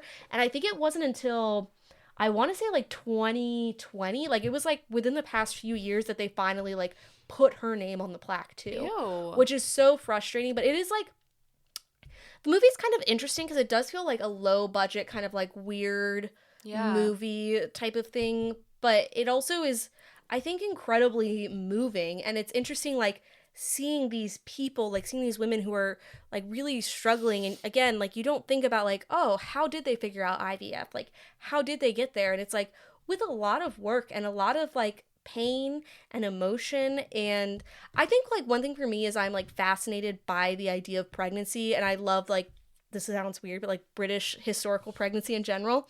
Why specifically British? So I've watched a lot of Call the Midwife. Oh, okay. Which there's a billion seasons of it. I haven't watched the recent seasons because it kind of fell off, and I think it's fascinating. Like, so I read the book too. It's based on like a woman who lived in like the slums of London, and she worked as a midwife and like helped people like deliver babies and stuff. And you watch it and it's actually incredible when you think about the fact that like that humanity is here at all. Like all the complications, all the crazy things that go into getting pregnant, giving birth, like etc. is so crazy. And one of the things I think is also crazy, I think about regularly, is during, I think it was the Renaissance. I learned this when I was watching The White Queen, is when this is how I think I've told you this before. This is so crazy to me. When women had complications during birth, they literally took her on a sheet and had everyone grab the sheet, and they tossed her into the air on the sheet like a baked potato. Wow. And you think about that, right? And think about humanity's still here. You know? That is crazy. Yeah. That is crazy to me. And so and I think, like, I just watched a lot of weird, like, random British stuff about pregnancy for some reason. But I just think it's fascinating. I think it's always, like, very moving, and just, you know, I think midwifery is midwifery? Midwifery? That's how the British say it. Midwifery. Oh, okay. Cool. But we're Americans, so I don't know. But I just think it's a really interesting and moving movie. And I think, like, not a lot of people, I think, you know, recently we've been talking more about people who have experienced IVF and gone through it, but I don't think it's, like, super promoted. I think about, like, people used to say, like, oh, like, you're a Petri baby, or, like, you're a test tube baby. You know, like, people used to make that joke. And the first baby who was born, it was like, the couple is crying, and they're like, we've been trying for 10 years. Yeah, I'm like, thank God for test tube babies, you know? Exactly. And the whole thing is, people are, like, so concerned. They're like, oh, well, if this baby is born, it's going to have deformities for sure. Yeah. And, like, the people are like, it won't, because it's basically the same way that, like, the only difference is, like, the actual process of getting pregnant is different. But besides that, like, it's going to grow and, like, what, like, a normal, like, embryo would. And they named the first baby, that's the reason it's called Joy, is they named the first baby who's born from IVF Joy. Aww. That's not a spoiler, because, like, it's literally, like, historical fact. Movie, yeah. But yeah, I just think it's a good watch. It's nice. I liked it. What did you watch it on? I believe it's on Netflix. Oh, okay. Yeah. Cool. Yeah. So that was my viewing this week, and then. So we both watched a movie called His Three Daughters. I think it's also on Netflix. I watched it, like, about a couple months ago. I watched it on a train. And I think you just watched it. Yeah, I watched it last weekend, I think. So it's, I'm trying to remember now because it's been a while since I watched it. It stars Natasha Lyonne, who I love. Elizabeth Olsen and Connie Coon. And Carrie Coon. Sorry, Carrie Coon, yeah. Who, I love all three of them. Yeah. They're all amazing. And so they play sisters whose their father is dying. Mm-hmm. Natasha Lyonne's character is kind of the, like, I'm going to say, like, in terms, like, as if you're watching it, you know, in the beginning, she's kind of like the screw up of the sisters. She still lives with her dad. She's been taking care of him. She smokes weed all the time. Her job is literally just betting on sports. Yeah. And she seems like a layabout a little bit. And then her, Carrie Coon is the sister that's, like, super anal. She's the one taking care of everything, all the plans, and she comes in and she's like, you know, we need to do this and we need to do that, and she really criticizes Natasha Lyonne's character for, like, basically kind of just not doing anything. They're for basically the dad at each other's throats, like, the whole movie. And Elizabeth Olsen's character is, like, this kind of yogi, like, she only cares about her kids and her husband, and she's like the peacemaker, but she doesn't actually. It's that type of peacemaker where they don't actually do anything, where they're just kind of like, let's be calm. Everyone calm But it's like, down. you've got to take a side at some point. Like, you know, but anyway. But it's really interesting because again, like, Natasha Lyonne's character seems like the screw up and kind of, like, doesn't really do anything, but you find out she actually does a lot for the dad, just kind of in her own way. Yeah. And it's a really interesting story. I would say it's very slow.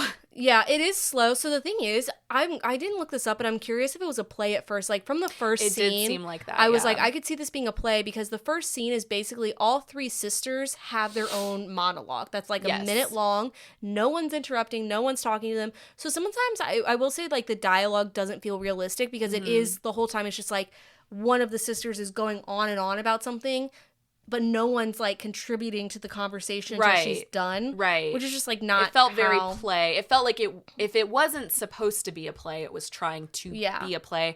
It also was very contained, so it took place pretty much primarily in this one apartment, because they're all staying there while the dad is, like, on his on hospice. Yeah. And I came into it because I love the three of them as actresses, and so I was, like, very excited to see them in a movie together, and it was almost, like, so slow that I actually just, like, really wasn't into slow. it. So I'm curious how you felt about it. I thought it was slow, but I liked it because I enjoy, like, family toxic dynamic drama things for reasons. And I will say I think it was perfectly cast. Like, I think Carrie Coon as the kind of like uptight, like whatever, like sister, and Elizabeth Olsen is kind of, they have this whole thing where she also used to be a like a deadhead, like used to travel. Elizabeth Olsen, yeah. And but she also seems like very like granola mom type, and she's also like not really with it. There's this whole scene, or not whole scene, but there's this line I really like where the hospice guy is like explaining to them like next steps, and he's like, yeah, the nurse, I think her name's like Mariella or something, and Elizabeth Olsen character is like, oh my god, like that's my daughter's name, and he's like, wow. Yeah. And then like he's continuing to tell them about how their dad is gonna die, and she basically like interrupts me and she's like, I'm sorry, I just like cannot get over that coincidence that my daughter's name is also Mariella. And he's just like, right. And so like your dad dying, like it's because the amount of time she talks about her kids. Maybe, did she only have one kid? I can't remember. I think it's just the one. But she talks about her daughter so much, and you're just like, shut up already, like about your kid. And you're here for your dad, but it's like, it's interesting to see that family dynamic.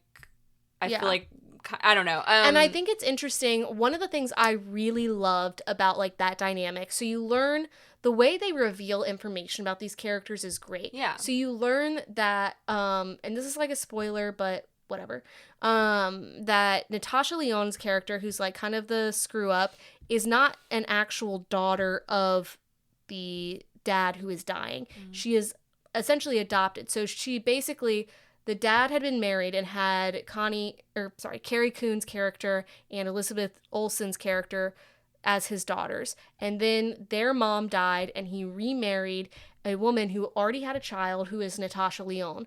But that was like at the age of like 4 or something. Yeah. So Natasha Lyonne is like, this is my dad. This person has raised me as my dad. Yeah. He has treated me as his dad, or as my dad, whatever. But you can tell in the way, so Carrie Coon.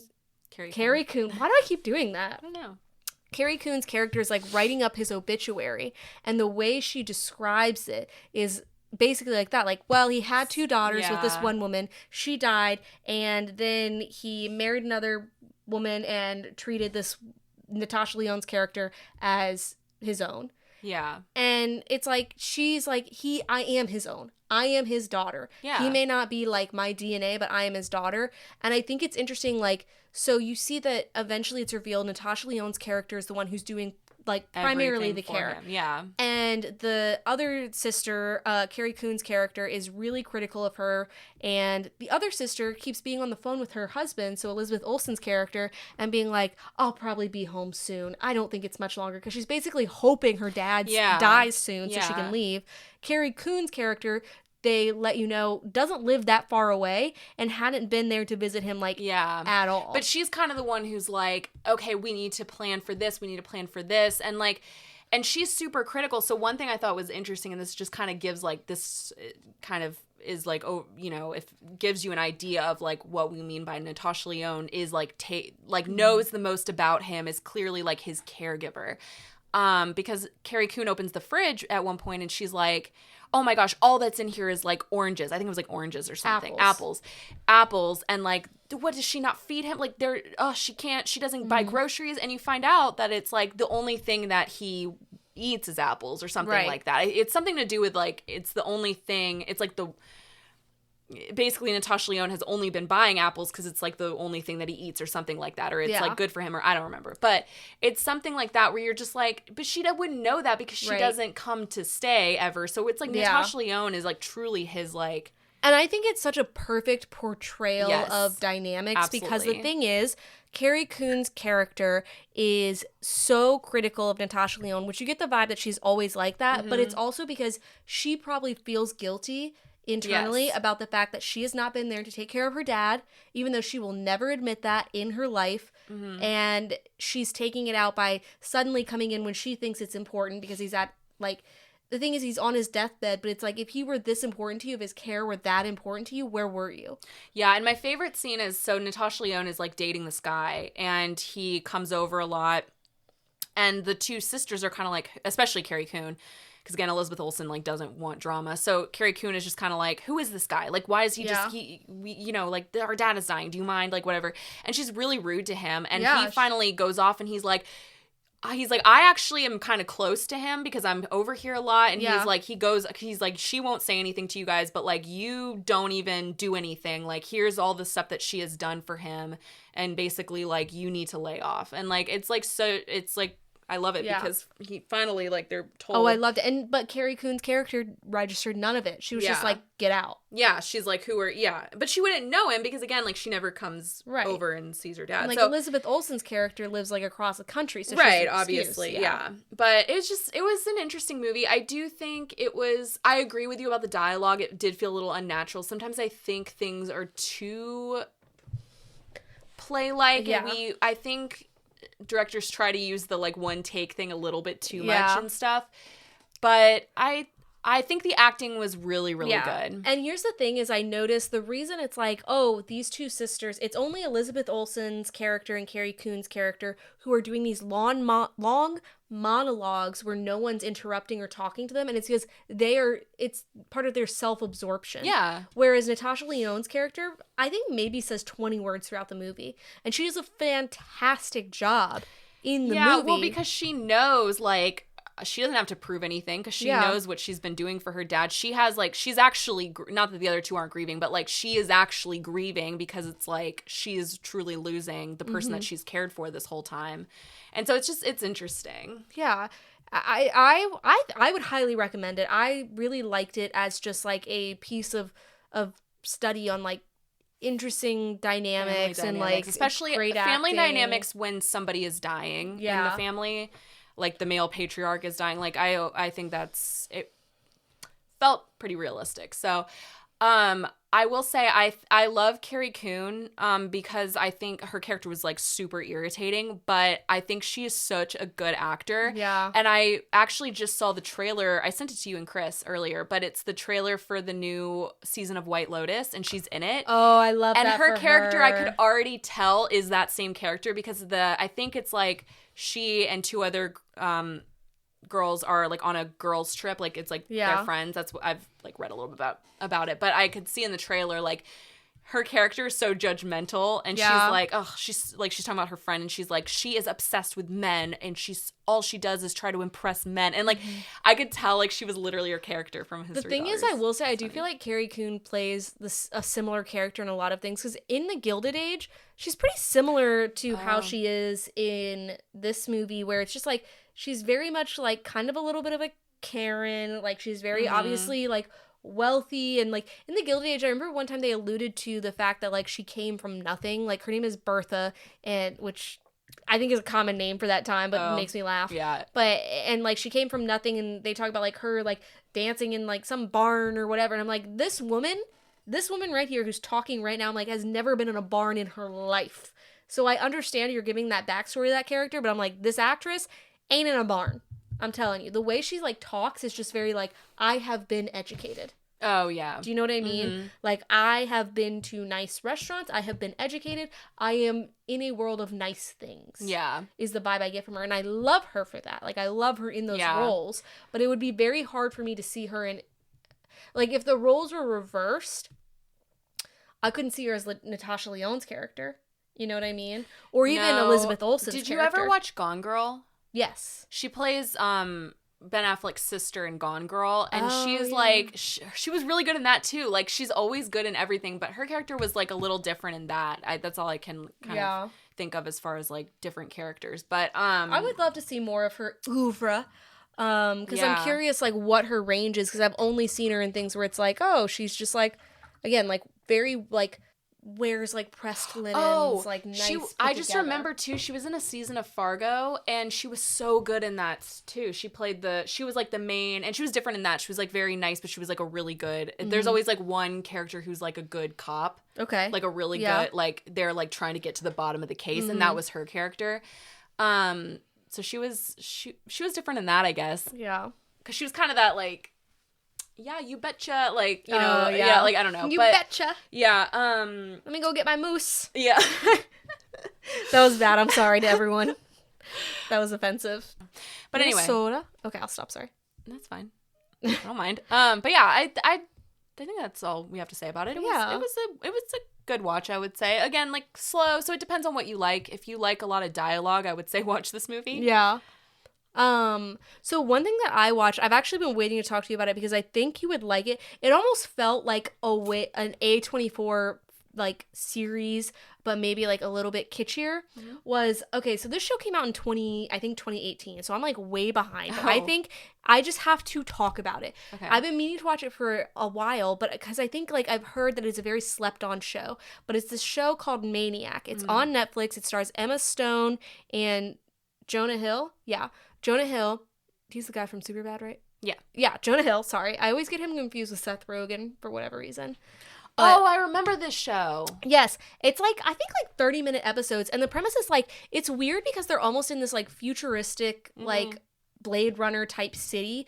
But all the technology almost looks like it's from the 80s. And like like some of the graphics and stuff, like it's like 80s coded. It's kind of like, you know how like Sex Education was like that? Where it's like, oh, it's present day. Yeah, but you can't tell. Yeah, it's a little vague. Yeah. So, but basically the premise is, there's this whole thing where it's like you can make a lot of money by doing clinical trials on people. And there's a clinical trial where it's like you take the A pill, the B pill, and the C pill, and it's supposed to heal you of like all of your like trauma and depression and etc. Yeah. So Emma Stone and I was about to say Seth Rogen, Jonah Hill are the main actors in it, and each episode is so good because it's like you see them in this like study where they're taking the pill, but then it's like the next episode is like the dreams that they're having that are supposed to be like healing them while they're having it. So it's like one episode it's like they're like an art thief and they're trying to like solve this thing, but it all comes back to their like internalized trauma. Sorry, did I spit on you? It's okay.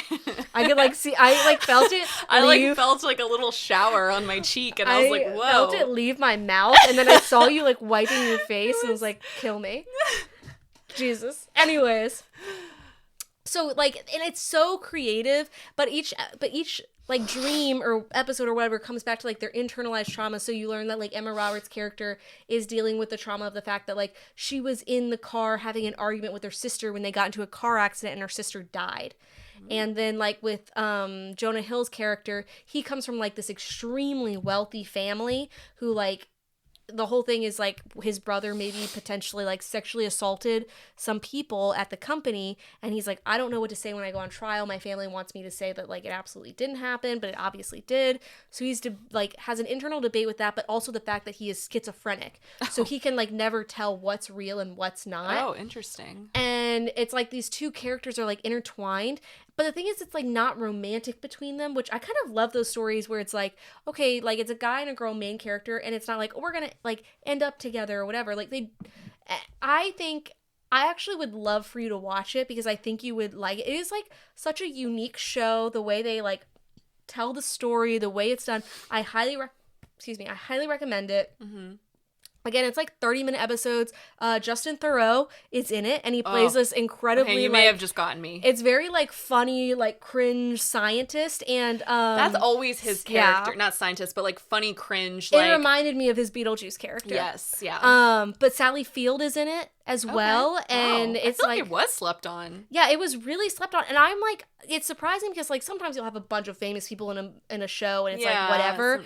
But I'm like, there's a bunch of famous people, and I would say it's a very good show. But especially Emma Stone. You said Emma Stone's in it? Yeah. Yeah, and she's the main character. Well, because she wasn't that just, what was the one that Nathan... The Curse. And I feel like hated that. Yeah, that didn't do well either. I was trying so hard. Chris and I got halfway through it, and I was just like, I have no interest in this plot whatsoever. Like, I am so bored.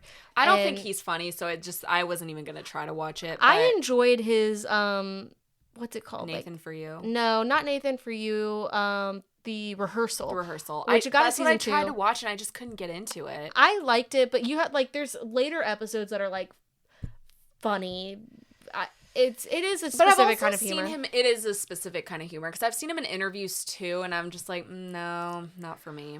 But Emma Stone is such an interesting actress where I think she's like in her phase where she's like, okay, I've won my Oscars, I've done these things. She wants she's to like, experiment. Yeah, she's like, I want to do some weird shit. She does like experimental. That's why she's done all this. This was 2018, so, but still. I mean, she's since 2018, she's been in like a bunch of Kinds of Kindness. Yorgos, whatever his name is. Sorry, weird. I'll be honest, weird movie.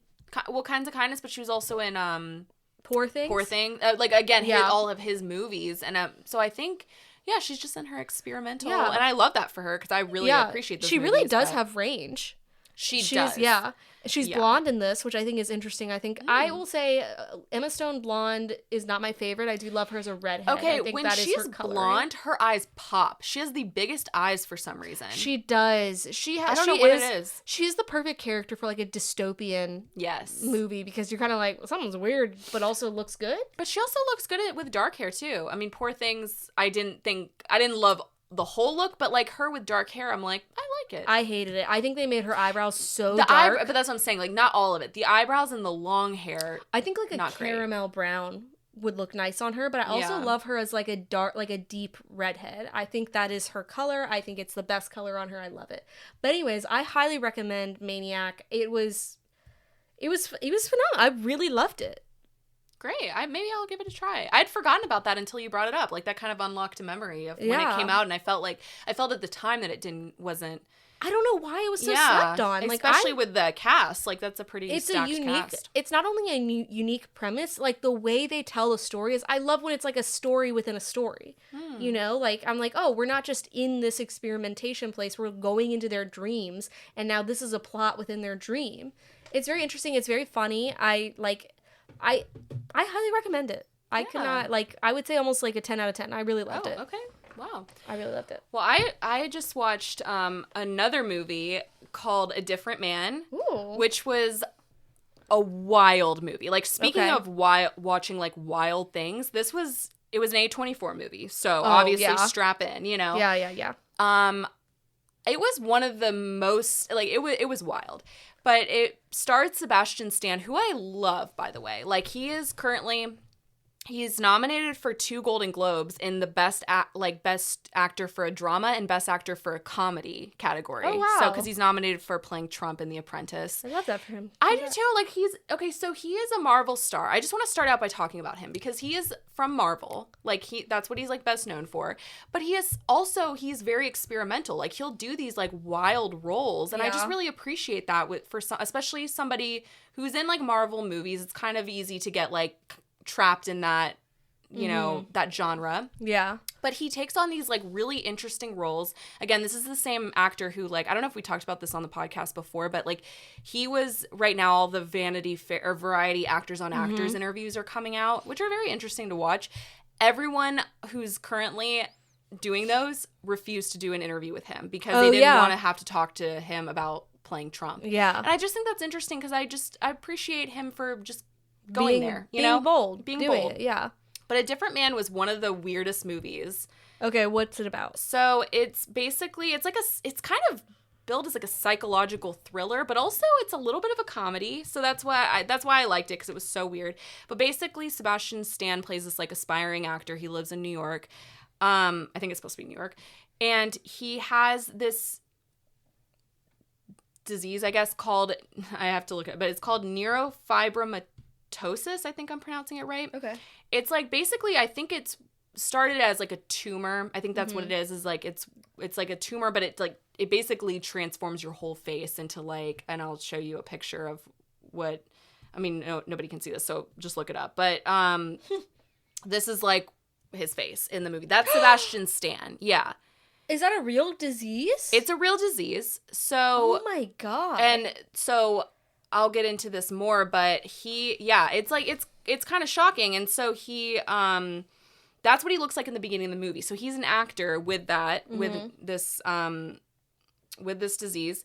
And he basically is trying to become an actor, but he's sort of struggling, and he lives in an apartment, and he lives next door to this girl that he like really likes, and she's very nice to him. Thing is, it's weird because like everybody's nice to him, like everyone treats him normal, but he's also very he's walking around looking like that. He walks around looking like that. He's obviously, for obvious reasons, he has low self-confidence. Like he's very like kind of, is it like meek and like a disease that you'll die from? No, I don't think so. Really? I don't know. Wow. I don't know that. That's unfortunate. I can't say that. Yeah, I'm not sure. But I didn't get that idea. But it obviously, his face is like, he didn't look like that when he was born, put it that way. Like, he, I think, got the tumor and then looked like that later. But yeah, so he's very, like, has very low self-esteem. He's kind of quiet or whatever. And he basically undergoes this, like, radical medical procedure that's like a test. So it's like, again, it's a clinical trial, but he wants to do it because it'll, the doctor said it might help his, it might transform his face. It might help. So he undergoes it.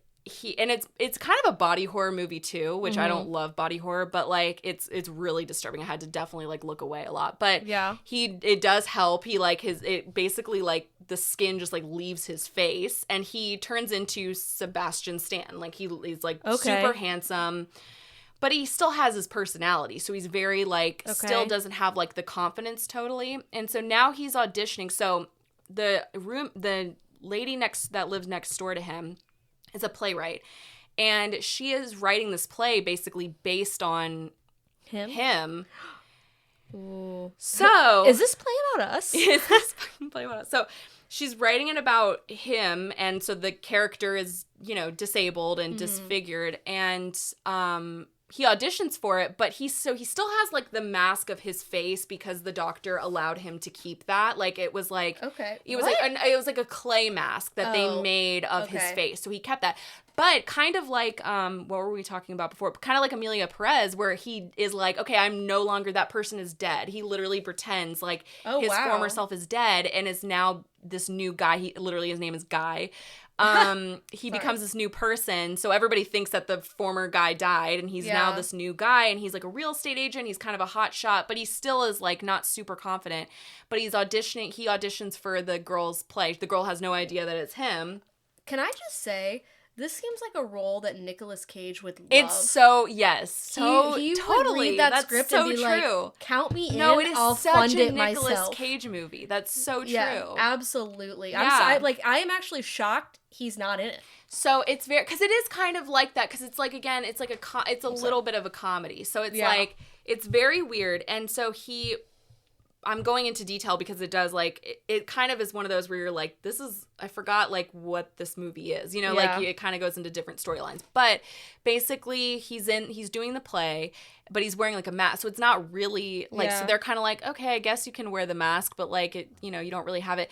This guy who actually has this disease, and the actor in real life does have it. I have to look up the name again. It's neurofibromatosis.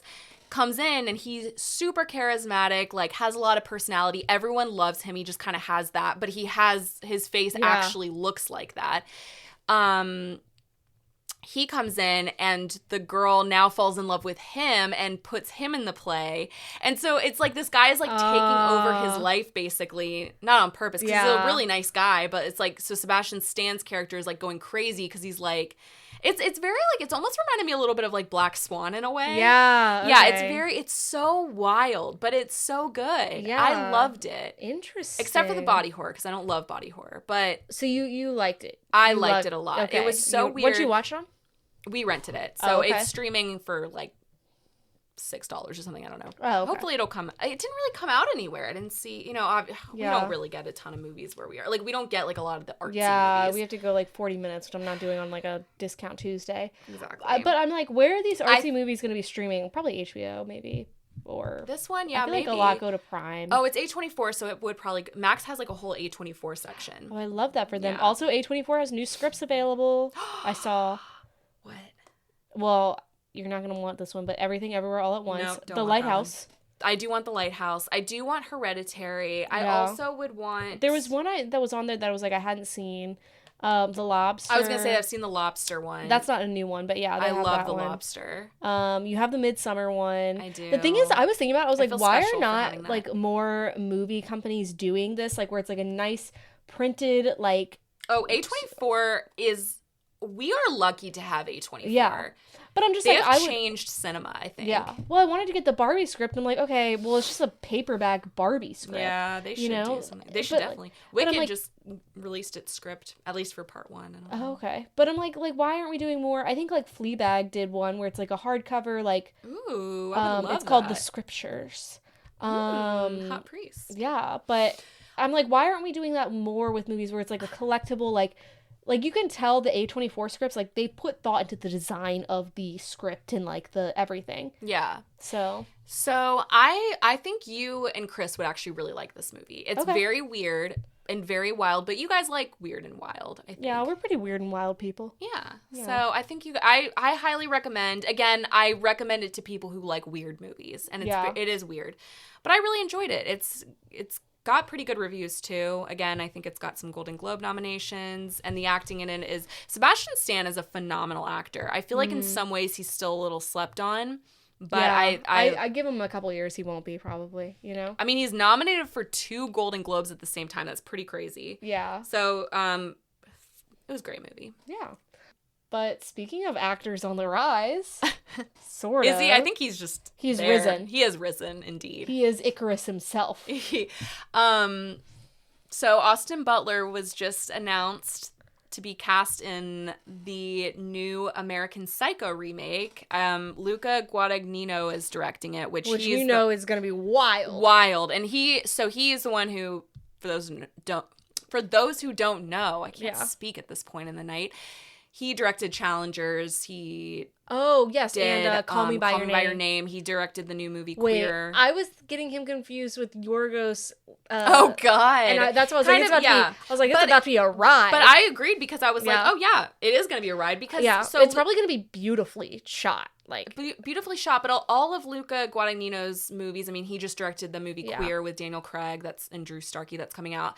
And I think, so most of his movies are centered around, like, young people, I think. I was about to say, I feel like he loves a Gen Z cast. I was going to say, he is centered around kind of like a gay storyline. Oh, also yes. And so the interesting thing with that is, like, I'm curious what he's going to do with American Psycho, because American Psycho has always had sort of, like...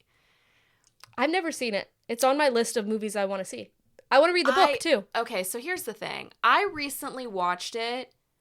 People have said it doesn't really hold up as well. I could not get into it, and I love Christian Bale. Yeah, doesn't it seem like my kind of movie? Yeah, Matthew and I watched it, and we both were just like, not into it. Like we both, I don't know. I'm curious to see. So I feel almost like bad being like, I'm excited for this when I didn't even like the original, but I love Austin Butler, and a lot of people are angry about Austin Butler being cast because I think people had like other actors in mind. I see here you put Jacob Elordi. I said Jacob Elordi just fell to his knees because he would be good in that. A lot of people talked about him being in it. I do think Austin Butler's a better actor. I do. I just think I could see that. But I think so. A lot of people were kind of like, give like other actors a chance. But I'm like, well, Austin Butler is also still kind of a rising star. He hasn't been in that many things. Those 2 actors you listed both played Elvis. I know. Yeah. I think he'll be very good in this. I could see it. Mm-hmm. Again, I want to watch the original, but I'm excited. Like, I don't know when this one's going to be released, but I'm excited for it. But also, it brings back the thing that makes me mad. I'm like, why are we doing so many remakes? Why do we need a remake of American Psycho? Yeah, I think, okay, so I agree. But this is why I say, like, I get excited because when it's, like, a director like that where I'm like, oh, they're gonna... Like, it's, like, the way that I'm excited. Did you see the thing? Oh, my gosh. I think we both sent it to each other. About Greta Gerwig's new, like, adaptation of the Chronicles of Narnia. Yeah. Oh, I think we talked about like, it somebody heavily said on this podcast. The way somebody just... I don't know who it was who said it's centered around rock and roll. And I was like, huh? I trust her. So I trust her, right? Like, and so that's where I say, like, I don't love remake. Like, let's stop with all the adaptations and, like, let's make originality. But I'm like, you know what? Okay, if you're going to have a new... Yeah, the thing is I'm a hypocrite because I say that, but then I go and I buy my ticket for the remake. So, what am I, you know what I mean? Right. Like, I'm ready. Like, yeah. And so I think... I don't know. I'm interested to see what they do. Again, his movies are very centered around... gay relationships, and so I feel like a lot of people kind of feel like American Psycho has sort of that undertone. Interesting. A little bit, so I'm curious what he does with that. Yeah. But we don't know yet. Well, it's like the same thing. So I actually would really love... So there's a new Pride and Prejudice adaptation. It's been on this docket for a while. It's coming out. Dolly Alderton, who I love, she wrote Everything I Know About Love, the book. It's like a memoir. And like a Good Material, which is like one of the best books of this past year. Apparently, I haven't read that one. But anyway, so she's writing the Pride and Prejudice adaptation. But you know how much I would love for Greta Gerwig to do a Pride and Prejudice adaptation? Do you know how much I would literally sell my soul and give my dog and my cat to Greta Gerwig if she agreed to do a Pride and Prejudice adaptation? I would lose my absolute mind. And that is a remake of a remake of a remake of a remake. Oh, 100%. I mean, her version of Little Women, to me, she, like, Iconic. really understood Little Women. Yeah. And I think, and this is coming from somebody who loves all the, like, I love the Winona Ryder Little Women. Like, I love that movie so much. But when she came out with her version of Little Women, I was like, this is literally, like, a masterpiece. Yeah. Like, so I think she would, I love Greta Gerwig. I love Greta Gerwig. I think we talked about one time, like, people we would be, like, fangirling over to meet famously. She doesn't even seem famous to me, though. No, like, she seems real. so chill and real, Yeah. and maybe a homewrecker. Not totally sure on that. I think we've talked about that before. She seems like she would almost be weirded out by me fangirling over her. She'd be like, oh, ha ha ha. She's very, like, interesting. Have you ever heard her talk? Yeah. She's Have you seen Frances Ha? Yes. Yeah, great film. Phenomenal. Amazing. I always forget that she was like an actress. She was, yeah, I know. But I do think her real talent is in directing. I mean, it obviously. is, but I think so. Frances Ha, writing. she did direct, though. I think Yeah. it is, like, her movie. But that's what I love is, like, you know, Adam Driver was in that. Oh my god, I forgot about that. Yeah. It's been like almost 10 years since I've seen movie, it. Though. It kind of, Yeah. it's just, I just love her so much. Again, I don't cry at a lot of movies. I have cried at every single one of her movies. Every single one. Something about her, the way her movies are just so moving to me. Yeah. I don't know. Lady Bird has a script through A24. Yes, that's another, I forgot that's an A24 movie. Yeah. It isn't as freaky, I think, as I just saw a clip from it. I forgot. I've only seen it the once. And again, I was like an emotional wreck over it. Yeah. But I just saw a clip from it. I forgot watch it. Timothée Chalamet's in that too. Yeah. And there's a scene with the two of them, him and Saoirse Ronan talking, and where she's like, like she makes a joke about like his dad dying, or she's like, I hope your parents die or something. And she's like, she gets weird. She's like, I don't know why I just said that. I'm sorry. And he's like, well, my dad's dying of cancer. So, and he's just like, it's like such a funny scene. Like, It's so like, just like the acting in that movie is so good. I just love it. Saoirse Ronan is one of my favorite actors, but I will say I do this every time I read her name, I say it as Suarez. Well, I'm glad you correct, because for a second I panicked and I couldn't remember how to say her name. Well, because I love Saoirse. I love the name Saoirse. I was like, I want to name my cat that, but I never know how to spell it. I think you should like name one of your future daughters that. Saoirse? One of your many. Yeah, I'm just like out here. I'm just pumping out the babies. Well, you'll only have daughters. You know what I mean? Like, you are a girl One mom. can hope. I mean, how I feel. Unless like, my future son listens to this. Love sorry, you. I know. Yeah. I didn't mean to say that, but like, you know what I mean? Yeah, like, you're such yeah. a literary girl mom. Oh, I know. I think one of my greatest fears. I'm like, what if my kids don't like to read? I know why I think I'll take away their television. You're like televisions. Marmee of Little Women. Oh, I could see that for me. Yeah. But also Joe. You're very Joe coded. I am. I'm a big Joho. Yeah. Who do you think I am? I could see you as a mix between. Why do you already look angry? Because it was a very obvious answer, and I'm really upset that you didn't just immediately. Well, I had to like remember their names. I could see like Amy and what's Emma Watson's character? Meg. Like a mix between them. Well, because like she's very like elegant and like nice, but like I feel like I could see Amy. Such an appreciation for Meg. Actually, I don't know why I said that, because I love when she's just like, just because your dream is different doesn't mean it's like whatever. I could see that side of you, not like the like mediocre or whatever, I just get married and have kids side, but I could see like Amy for you a lot. Like it's like 80% Amy. I am maybe, Amy. like... Amy's like my favorite character ever, because I think she's so complex, and and the way Florence Pugh played her, like just so I just love her so much. Also love Kirsten Dunst as her as like little Amy, but whatever. But I also think I'm sort of Beth coded in a weird way. I don't want to say that I am, but sickly. Just kidding. Not sickly, but just kind of like, I don't know. I am Amy. I think I am Amy, but I don't think you're Beth coded, because I think like if you were just like going over to play piano at like an old man's house, you wouldn't be comforted. You'd be like, this is weird. You're right. Like you are like 90%. Okay, good. I was Amy. worried I was Beth. Okay, I'm glad. And that makes sense, because I do feel like the standout characters from Little Women are Amy and Joe. Yeah. And here we are. Aww. Jamie. And I love they're so like, it's like they don't, I think they're two such strong personalities, so they don't get along the most. Which is not us. Yeah. No, I'm saying it's not us, but I'm saying, like, I think their characters are so interesting. I could see that, though, if we were, like, sisters I love Little Women. Who were raised together. You know, like, we became friends as, like, adults with, like, adult minds. Yes. We did not have to, like, I don't know, share attention from our But we have parents. said, this is why we are Joe and Amy. We have said this before. If we were little and we played together, we would have fought over, like, which mermaid we were. Yeah, I'd be like, well, actually, I'm the blue mermaid, and these are the powers that I have, so you can't have the powers to, like, fly or whatever. And that's literally. And Molly would be like, actually, well, that's what I want. Yeah. So that's what I'm going to do. And then we would never talk again. So thank God we became friends as like, adults. Yeah, like in our mid-20s. Mature professional adults, yeah. Sort of, yeah.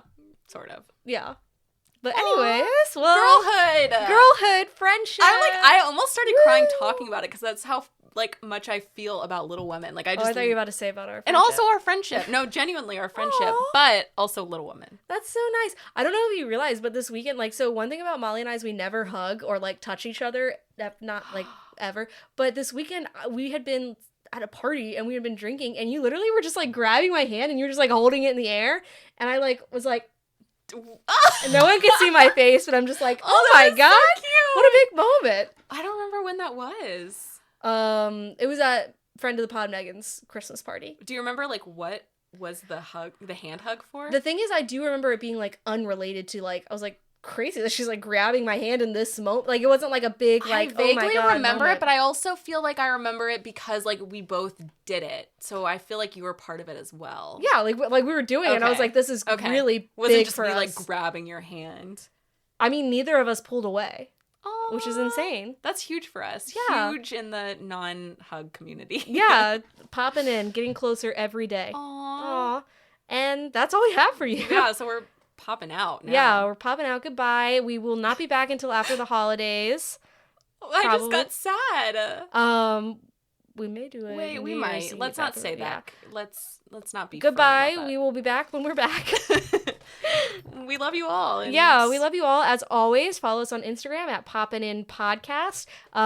Also on the actual podcast listening device that you are listening to us on. Please like, rate, subscribe, leave a review. Unless you hated it, then absolutely do not. Don't let us know. We don't want to know. We have very fragile egos, so don't put that on there. Please only give us praise. Yes, that's all we can handle in this life. But we'll see you next time.